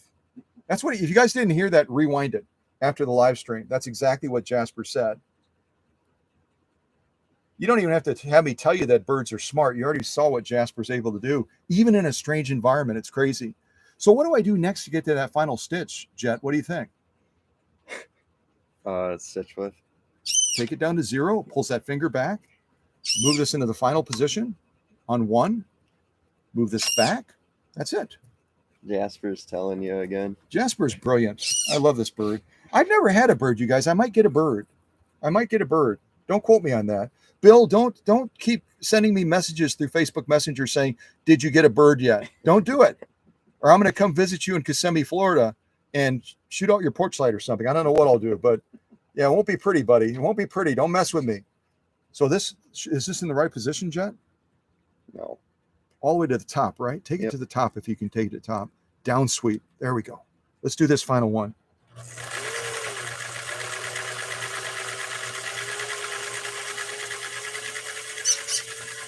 I agree, Jasper. All right. Final one. And this is going to have almost, I'll show it to you this way. This one is almost going to have the look of a 3-point zigzag, but if you look closely at it, at the crown of the stitch, it's totally different. It almost looks like a mountain range in Colorado. It's got that same similar kind of mountain look, like the one in the second row way up here, but it has just a slightly different stitch look, doesn't it? A lot of things you could do with a stitch like this. Turn it over. Let's look at the lock stitch. Page 34, as I always say. Every stitch so far that Grandma Jane's machine has sewn has been a solid page 34. Brilliant stitch, perfect balance, lovely, lovely stitch. Hopefully all of you can see that clearly in the shot. All right, so we've done Cam B. Cam B is done. I'm going to quickly put in Cam C. We'll do those 4 stitches. We'll see how Jasper's doing. And we might do 1 or 2 more sew-offs, but we're going to wrap this up pretty quick because Jasper has been such a good boy. He's probably going to get a whole bucket full of sunflower seeds for his sacrifice today. I hope he does. So if any of you are like Amazon Prime, card holders, owners, whatever, I don't do Amazon, so you guys know already that I'm talking a language I don't understand. But if you're Amazon people and you want to order some sunflower seeds and send it to the workshop, I'll make sure that John gets them.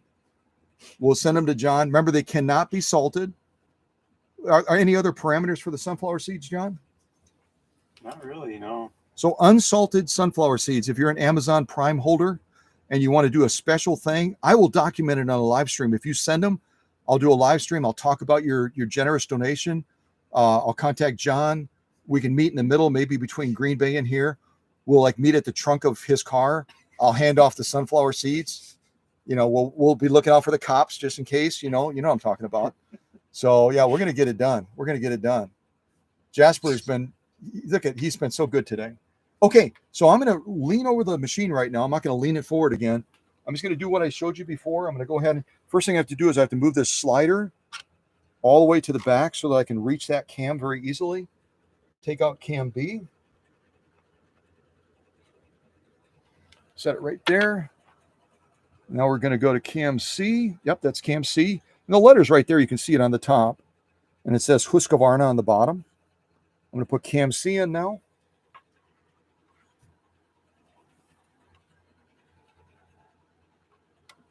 Get that into place. There we go. So now we're going to do the final 4 stitches on Cam C. And then when we look at these stitches in totality, and Jasper's exactly right. He goes, yeah, show them all of them. So, that's the way I interpreted his language anyway. So I'm going to do the final 4 on Cam C. Then when we look at all of these stitches on this 100% cotton, these are all of the stitches that this machine would have come with originally with cams A, B, and C. So let's do the first stitch. We have to, first of all, make sure that we move it from position 5. Otherwise, we're going to get a zigzag. Moving it to position 4. Now I'm taking our stitch width back up. I'm going to be adventurous and just go a tiny hair shorter on the stitch length to make these patterns even tighter. All right, so now we're going to do the next stitch, Cam C, stitch number 4. And what do I need to do with this, Jet? It's got to go up. You got to go up. See that, you guys? Jet is already like a VSM, a vintage sewing machine expert. This is cool. All right, so let's do this next stitch, Cam C, stitch number 4. Here we go.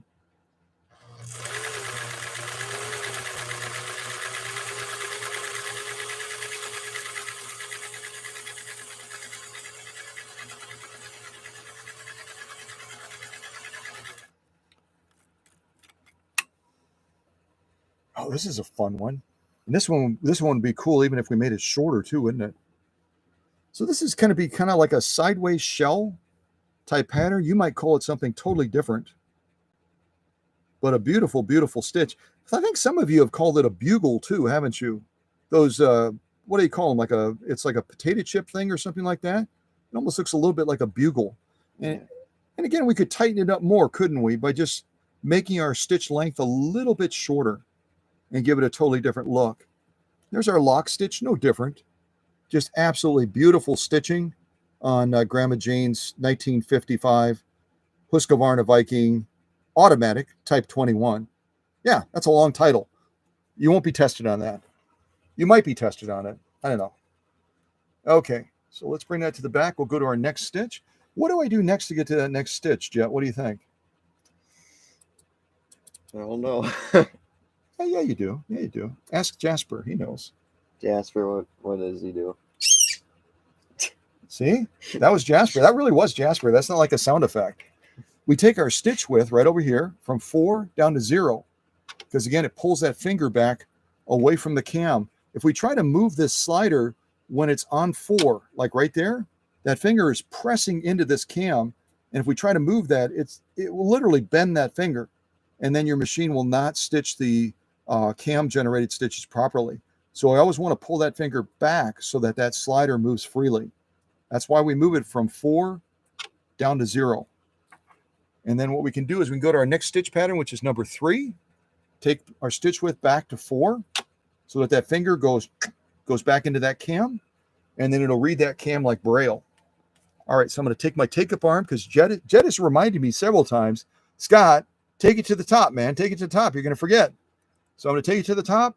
There we go. All right, let's do this next stitch. Again, stitch number 3 on cam C.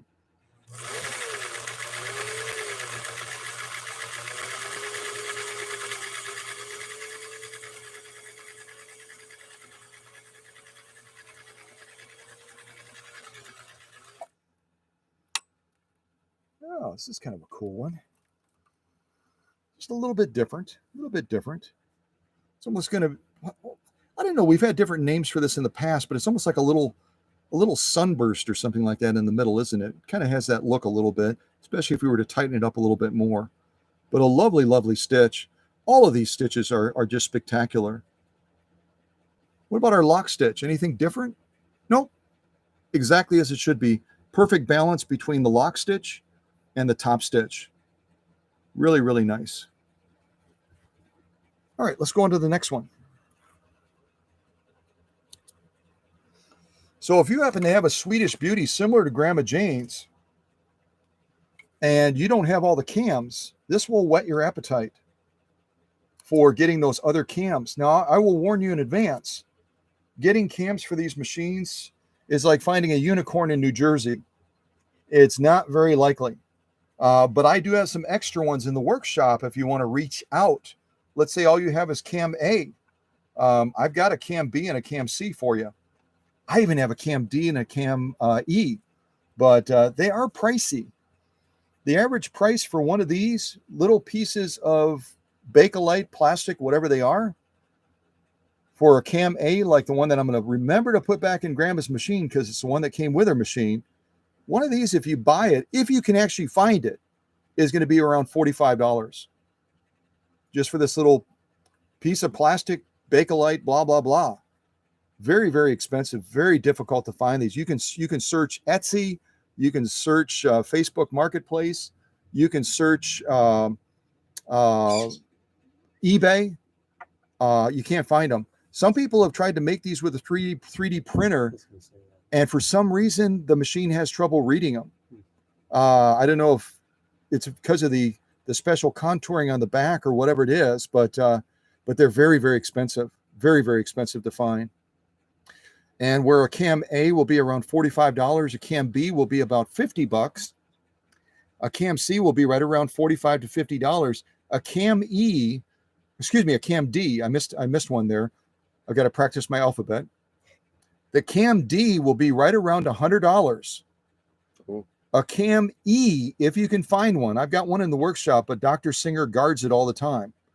A cam E is going to be about $150 for just one. Wow. So this machine, if you were to try to rebuild this machine today that you're looking at with the 3 cams, the extension bed that comes with this as well, there's a carrying case potentially with it as well, you're looking at about a $2,000 to $3,000 machine.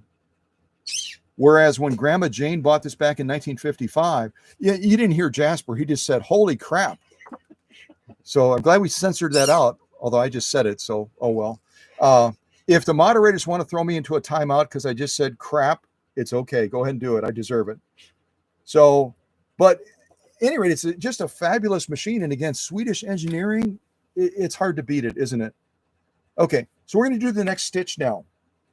What do we do next, Jet? What do you think? That to 0. Yes! Jasper got it too. Change the pattern. Okay, we're going to change the pattern now to number 2. Put it back to 4. Back to 4. See what I'm talking about, you guys? Repetition. Jet probably, this is the closest that he's ever been to a sewing machine. And now he's going to be able to do a mini class on operating a vintage Husqvarna sewing machine. Very cool. All right. So let's do this next stitch. Again, this is stitch number 2 on cam C. Cam C. All right, here we go.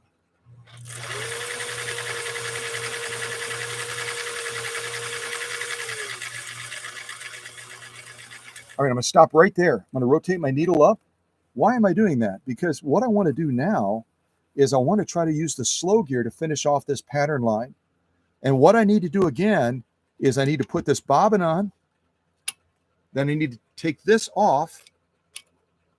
And now I'm ready to sew with the slow gear. Listen to the machine. You'll hear the clutch click.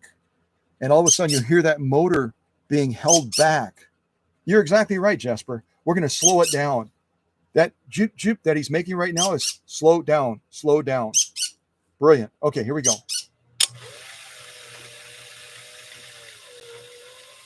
Hear that?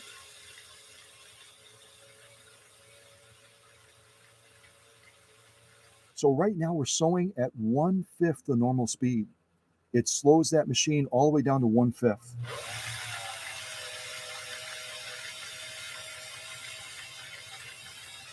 All right, so I'm going to stop right there. Remember what happens when we use the slow gear?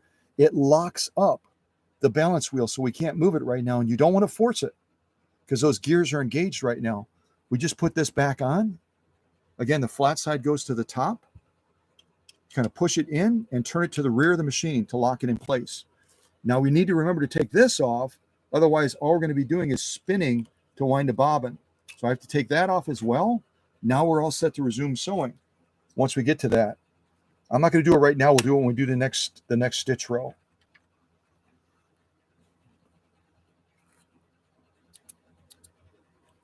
All right, bring that back. So this is what is that again? No, Jasper learned a bad word. Jasper learned a bad word. It's all because of me. What the heck? So here's another one, and this almost looks like I don't know, what would y'all call this pattern? It's kind of got that drapey, fun little look, almost like you would look on a table when it's set up for Thanksgiving, and they got a really pretty covering on the table, and the edges, instead of the edges on this draping piece, whatever it is, being straight across, they've got this little beautiful little frill edge to it, don't they? Is that pretty clear, John? Can you see that?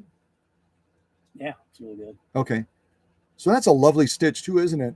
Let's turn it over, look at the lock stitch. Get the thread out of the way. Beautiful, beautiful stitching. Grandma Jane's machine, this is like the Olympics, and she is definitely getting a gold medal at this point. Every stitch that she's laid down, even on the heavy duty sew-offs on the leather, have just been brilliant. So beautiful balance all the way across. And again, I think we only have one stitch. We only have one stitch left on cam C. And then when we look at the totality of these, that's going to be cams A, B, and C, all of them. So I'm going to clip these threads. We'll do our final stitch on cam C. And then I'll get a quick reading from John and from Jet as far as how Jasper's doing. If we need to wrap it up, we'll wrap it up, because I don't want to stress Jasper. He's been such a good boy. So what do we do next? We want to do this final stitch. What do we do, Jet? 0 on the. Take it to 0. Yep. Got it. Change pattern. Change the pattern. Okay. 4. 4. Yes. See that? And I believe you gotta put the needle back up too. Yes. Yeah. Yeah. Exactly. Take it up to the highest position. And you couldn't hear that. It was really soft, but there was a little soft click because we'd been in the slow gear. Then it's changed the gear ratio again. So when we resume sewing, it's going to be full speed again. Full speed ahead. All right. Thank you to Jet. We've got it set up to succeed now. All right, let's do this final stitch pattern, cam C, and then when we look at all of these, Jet will show you all of these in the camera. That's cams A, B, and C. All right, final sew off. Here we go.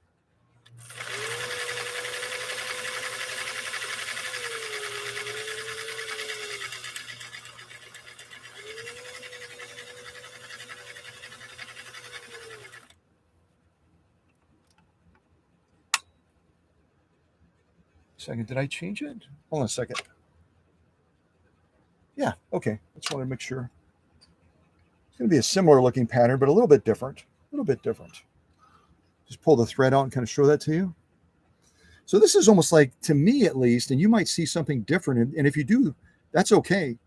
It's like Karate Kid, Pat Morita said, if picture coming from inside of you, picture is always right or always good. So, but I see almost like 3 plateaus, don't you? Lower plateau, top plateau, and then on the right side, a lower plateau. But it's a brilliant looking stitch. And again, that's stitch number 1 on cam C. So let me clip the threads and I'll set this in a position where between John and Jet, they say, yep, great picture. We can see everything clear. And we'll look at all of these stitches together. Again, this machine originally would have come with a cam A, B, and C. And we have sewn every single pattern that the machine can sew other than cams D and E.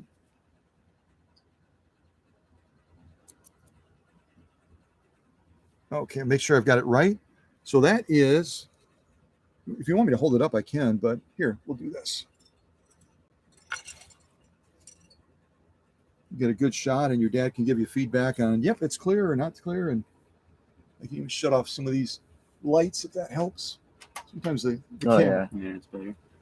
Sometimes the LED lights really goof around with the clarity of the picture. Yeah. So that again is cams A, B, and C from left to right.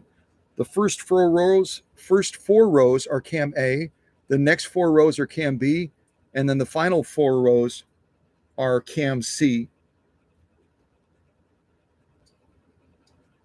And that again is our top stitch. So now I'm going to flip it over. We'll just give you a look at the lock stitch as well. And for the sewist, the person that is a serious sewer like Grandma Jane, knowing that the machine can balance the stitching like this perfectly really gives a lot of peace of mind to the sewist. A lot of them struggle with tension a lot, trying to get that tug of war so that they can become friends. And this machine is set up already where they've got a friendship. So when Grandma Jane sits down to it, she can be like, oh, this is so nice. John, you are so brilliant. Thank you. Thank you, John. So, yeah. And that's the thing when you're in your own sewing space, the more light, the better. But when you're shooting a live stream like this, we have to goof around sometimes with changing the lighting so that you can see the stitches clearly. Because if you don't see these stitches clearly, you're really missing the beauty of what Grandma Jane's machine is doing now. So that's it, guys. Should we probably wrap it up? Get Jasper on the road? Or you think we could do like 1 or 2 more? Do some more, yeah. Okay, we'll do just a few more. We'll do a few more. Let me show you the sew-off sandwich with Jet's help. So far the sew-off sandwich we did during the live stream. Some of these I did off camera, but we've done the veg tan leather, kind of pulling that down. We've done the saddle grade leather. We've done the genuine elk hide. We've done a single layer of saddle grade leather. We've done protected full grain leather, a single layer. I don't think we did 2 layers of protected full grain leather, and that's okay. And then we did all of these decorative ornamental stitches. I'll shut that light off again. We did all of these decorative ornamental stitches using cams A, B, and C. Great. Turn it like that as well. So these are the stitches that would have come with this machine originally, and then also you would add to them the straight stitch and the zigzag. So does anyone want to really quick do some math? Because you already know that I'm not a math person. But if we were to add a straight stitch and a zigzag to these stitch patterns, how many total stitches would we have on this machine?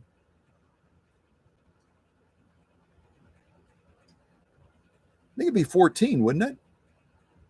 Because we got 4 plus 4 plus 4 is 12, plus a straight stitch is 13, plus a zigzag is 14. I think so, something like that. We'd have around 14 stitches that a machine from 1955 was able to generate. Now, if we threw in cams D and cam E, we could add another 8 stitches to that. So what would that be? 22.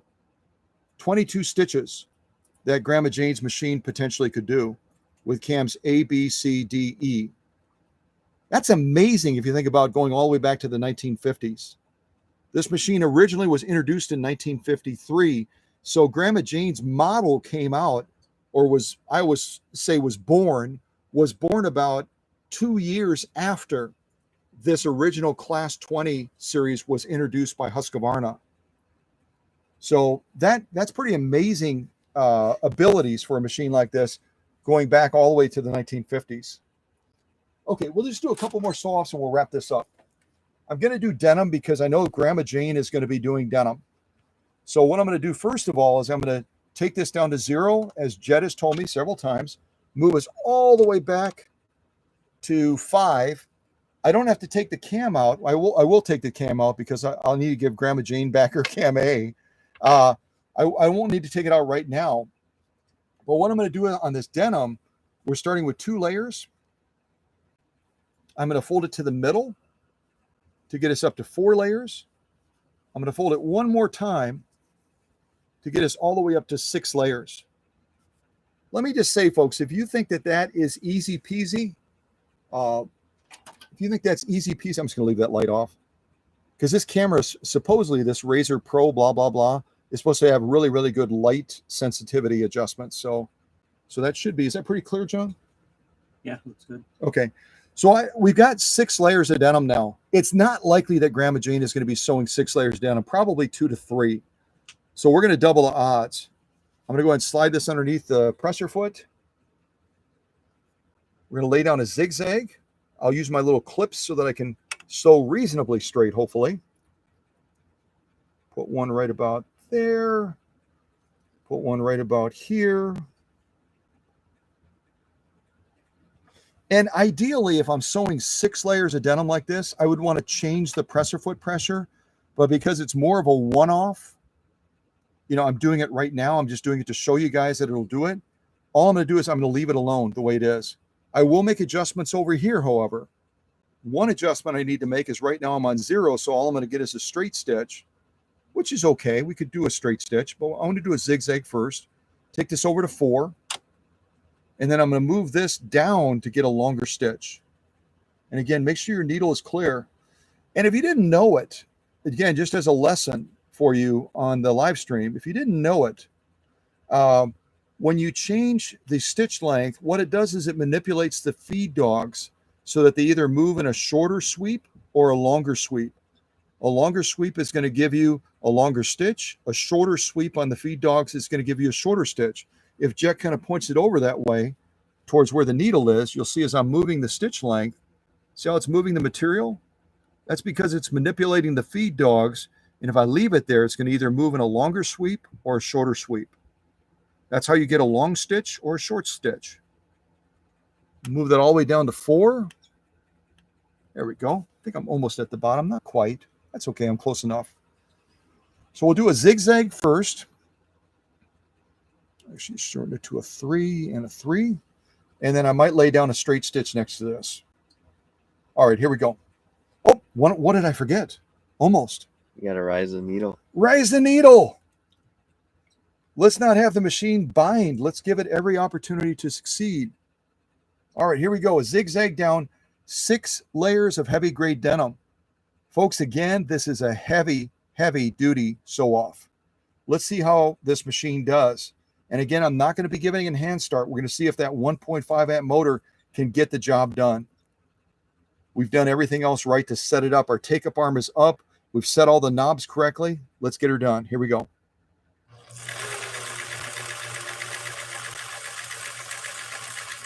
Take this one off. And again, I'm sewing denim with a leather needle. not the ideal setup. They've got denim needles. They've got other needles that would be more appropriate, but I really like to demonstrate that the machine is capable of adapting even to less than ideal circumstances. Look at the thickness of that.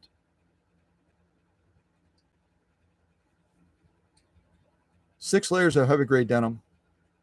6 layers of heavy grade denim. And this is our top stitch. Folks, that's as good as it gets. We can always make things better. Let me revise that statement. Otherwise, I'm going to be getting notes from people from all around the world saying, wait a second, you're backpedaling.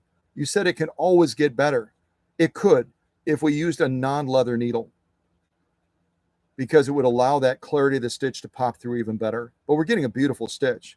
Top stitch and lock stitch as well. Let me kind of flip it around a little bit here. That's our lock stitch right there. Is that pretty clear, John? Yeah, that's good. Okay, perfect. So that's our lock stitch. I'm going to rotate it really slow and let you look at the thickness of that again of 6 layers of denim. Schooneman says the workshop magic helps too. It really does. It really does. Again, most Husqvarnas would not be able to get this job done as easily as Grandma Jane's now that it's gone through the workshop magic. And that's our top stitch again. So I'm going to leave this. I could stitch down doing something else. I'm going to leave that open to Grandma Jane. Grandma Jane, correct, John? Yep. Okay, yeah. I stay up late sometimes and get up early, and I need to make sure my brain is working. So it's kind of like Friday today. It's like Friday. Yeah, it feels like Friday. Okay, so I'm going to add this to our sew-off sandwich. Again, some of this was done off camera, but most of it was done on the live stream. We've done through 6 layers of denim. We've done vegetable tan leather. We've done saddle grade leather, single layer, 2 layers. We've done genuine elk hide, both thin layer and thicker layer. We've done protected full grain leather. And then we did this cotton going through all cams A, B, and C. For me, at least, we put this machine to the test. The only thing left that I could goof around with for fun to demonstrate maneuverability. This will be our final sew off. And I am going to use the slow gear to accomplish this. To do our final sew off, I'm going to use protected full grain leather. And I'm going to try to demonstrate that I can sew around the edges and work my way all the way in to the middle. Just basically sewing in a circle of sorts to demonstrate that slow gear is going to give you a lot of control. I may have to come in and out of it. You know what? I'm not going to use the slow gear. I'm just going to see if I can do it full speed. You've seen the slow gear a couple times already. I'm going to see if I can do it full speed. That way, I don't get into a position where I've got to take it out of slow gear to make a turn and I can just get her done. So I'll just regulate speed using the foot controller, and we'll see how well I can go around and around and around and around. And normally I would put on the 1812 Overture just for fun, but I'm not going to do that. Maybe I'll dub it in later or something like that. But I don't want to freak out Jasper with all of a sudden cranking music on. He's already being so patient with us. So patient. We're just going to get it done, wrap up the live stream. We can say our goodbyes to Jet and to John and to Jasper. And then I'll end the live stream. We'll get this machine all packed up and get them on their way back to Green Bay so that they can deliver this machine before Thanksgiving to Grandma Jane. Okay? So I'm just going to check to make sure. We're going to go out of, we'll do this as a straight stitch. I'm going to take our stitch width from 3 back down to 0. Again, notice my needle is clear. My needle is clear of the material when I'm changing this. Otherwise, I'll bend the needle. And we'll make it a little bit longer. We'll kind of come down to right about here. And again, if you unscrew this too far as you're trying to go down into the longer range, if it comes off, don't freak out. Just put it back together again. I don't know why they didn't create like a little flare on the end of the stem so you can only come so far, but they decided, hey, let's live dangerously. That's the way the Swedish people are. Yeah. All right. So here we go. I'll do my best. No promises that I'll stay straight. I'll do my best. Okay. So, and Jet is doing, if any of you want to put like clappy hands or a smiley face or something, because all of these camera shots that you've got during this live stream has been because of John's son, Jet, managing the live stream camera. So I think he's done a really, really good job. I hope you agree. So here we go. I'll do my best. Slow it down, Scott. Slow it down. We got to make a corner, buddy. Got to make a corner. Got to make a corner. Got to make a corner. Make your corner. Make your corner. Make your corner. Hey, turn. Oh, I'm off. See, I went off the material. I thought that might happen. That's my fault. I'll get back on course. I'm really flexing that needle quite a bit. I'm glad it's a size 90 so I don't break it. All right, I'm going to give it a go again. This time I'll be a little bit more careful about going off the material. I'll make my turn a little bit sooner. Make it a little bit sooner. And now it's really going to be tight. You know what? That slow gear sure would be helpful. That slow gear sure would be helpful. Oh, let's just do it. Let's do the slow gear. All right, take me over here real quick, Jet. Put my bobbin back on. Take this off. Now I don't have to freak out as much trying to stay on course. Hopefully, we're going to try using the slow gear now. Take up arm is all the way up. All right, here we go. Let's see if this helps. Did you hear that clutch? Click down. Oh, this is a lot easier. I was almost sweating bullets. Jasper was sweating bullets with me.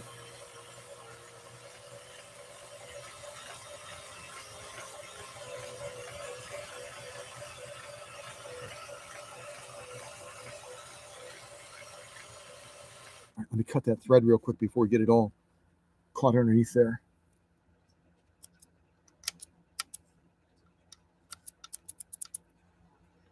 All right, let's continue.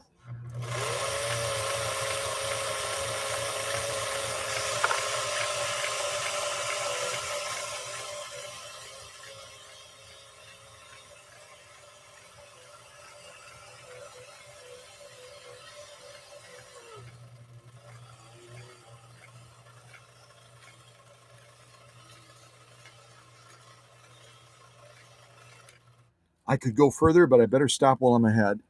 But you get the idea. I struggled and I went off of the leather when I was trying to run it at full speed, even though I was holding the speed back as best as I could with the foot controller. And then I shifted into that slow gear, and all of a sudden I was able to manage those turns much more effectively. That's why the Swedes came out with this slow gear. They didn't do it because it increases the power of the machine like I read on Facebook and other places. That's just not correct. If you have a 1 amp motor, you have a 1 amp motor. If you have a 1.5 amp motor like Grandma Jane's, you've got 1.5 amps. By changing gears, you're not going to increase the power. You're going to increase the control. And that's really what it comes down to. So let me pull this out from underneath there. Oh, I can't do it. It's locked. Oh my goodness. What do I do? What do I do? I just take this with that flat side up. I slide this back into position, push it in, turn it to the rear, take off my bobbin. Otherwise, I'll be spinning my wheels like we will be soon in Wisconsin. Unless you got a cool Jeep like John, then you won't be spinning your wheels. And then all of a sudden I can move this balance wheel freely. See that?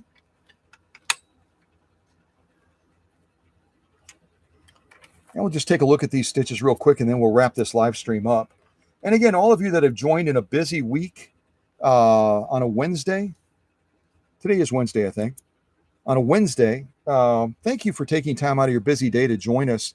First of all, to meet Jasper, John, and to meet Jet, but also so you have the opportunity of seeing Grandma Jane's machine just flying high and doing a brilliant job. Brilliant job. Nice top stitch. Very, very nice. Again, I might bump up the presser foot pressure a little bit inside of the faceplate to give even a more robust stitch, but beautiful stitching. Same thing on the back. I got to kind of pull it back. See when I pull it back? See those stitches kind of popping through because of the nap of this protected full grain leather?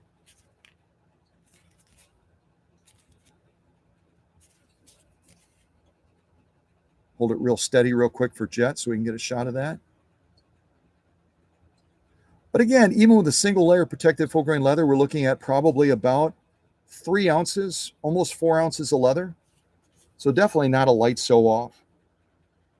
And I'm just so impressed with this Type 21 from 1955. If I add our little sandwich piece to it, now we've done protected full grain leather. We've done 6 layers of heavy grade denim. We've done 2 layers of vegetable tan leather. We've done a single layer of saddle grade leather, 2 layers of saddle grade leather as well, a thick piece of genuine elk hide, a thinner piece of genuine elk hide, and then all of these off camera, protected full grain leather as well.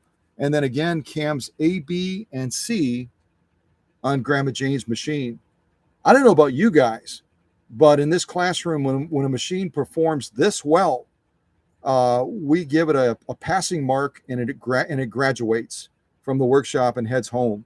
So I'm going to declare that this machine is passed with flying colors, just as Jet will do in the future with his college studies. And we'll wrap up this live stream. So I'm going to probably put on a little bit of music. But first of all, I'll just thank these gentlemen. I'll kind of take the camera back, if I may. Thank these gentlemen for joining us in the live stream today. We've got Jet, we've got John, and we certainly have Jasper as well. And you really have made this a special live stream by bringing Jasper out in this cold weather. And he's done such a great job, hasn't he? Yeah. A strange environment. He's done a few tricks for us. And again, if any of you want to order on Amazon some non-salted sunflower seeds, ship them to the workshop. I'll make sure that John gets them for Jasper. So, all right, guys. Well, I will get the camera pointing back over here towards this machine. I'll turn Grandma Jane's to the side a little bit. We'll put on a little bit of music real quick.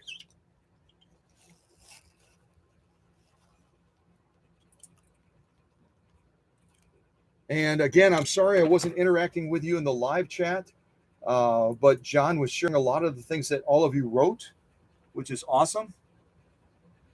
And you have a great rest of your Wednesday. See if I can pop on a little bit of music real quick, and then we'll end this live stream and we'll get this machine packed up and heading towards Green Bay. We got a drum roll or something like that.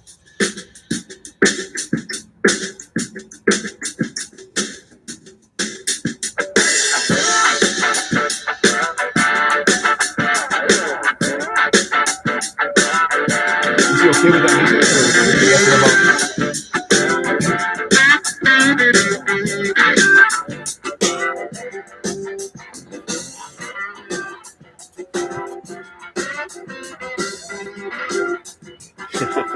He's like, no way, man. No way. I've been good enough. That's enough. That's enough.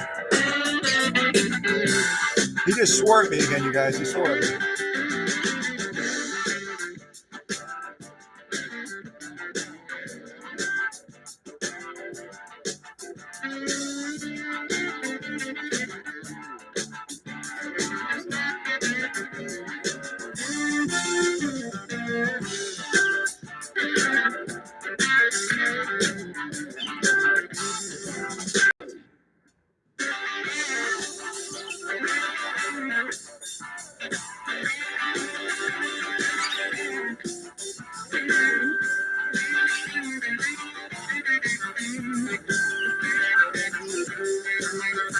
All right, I'm going to stop the music.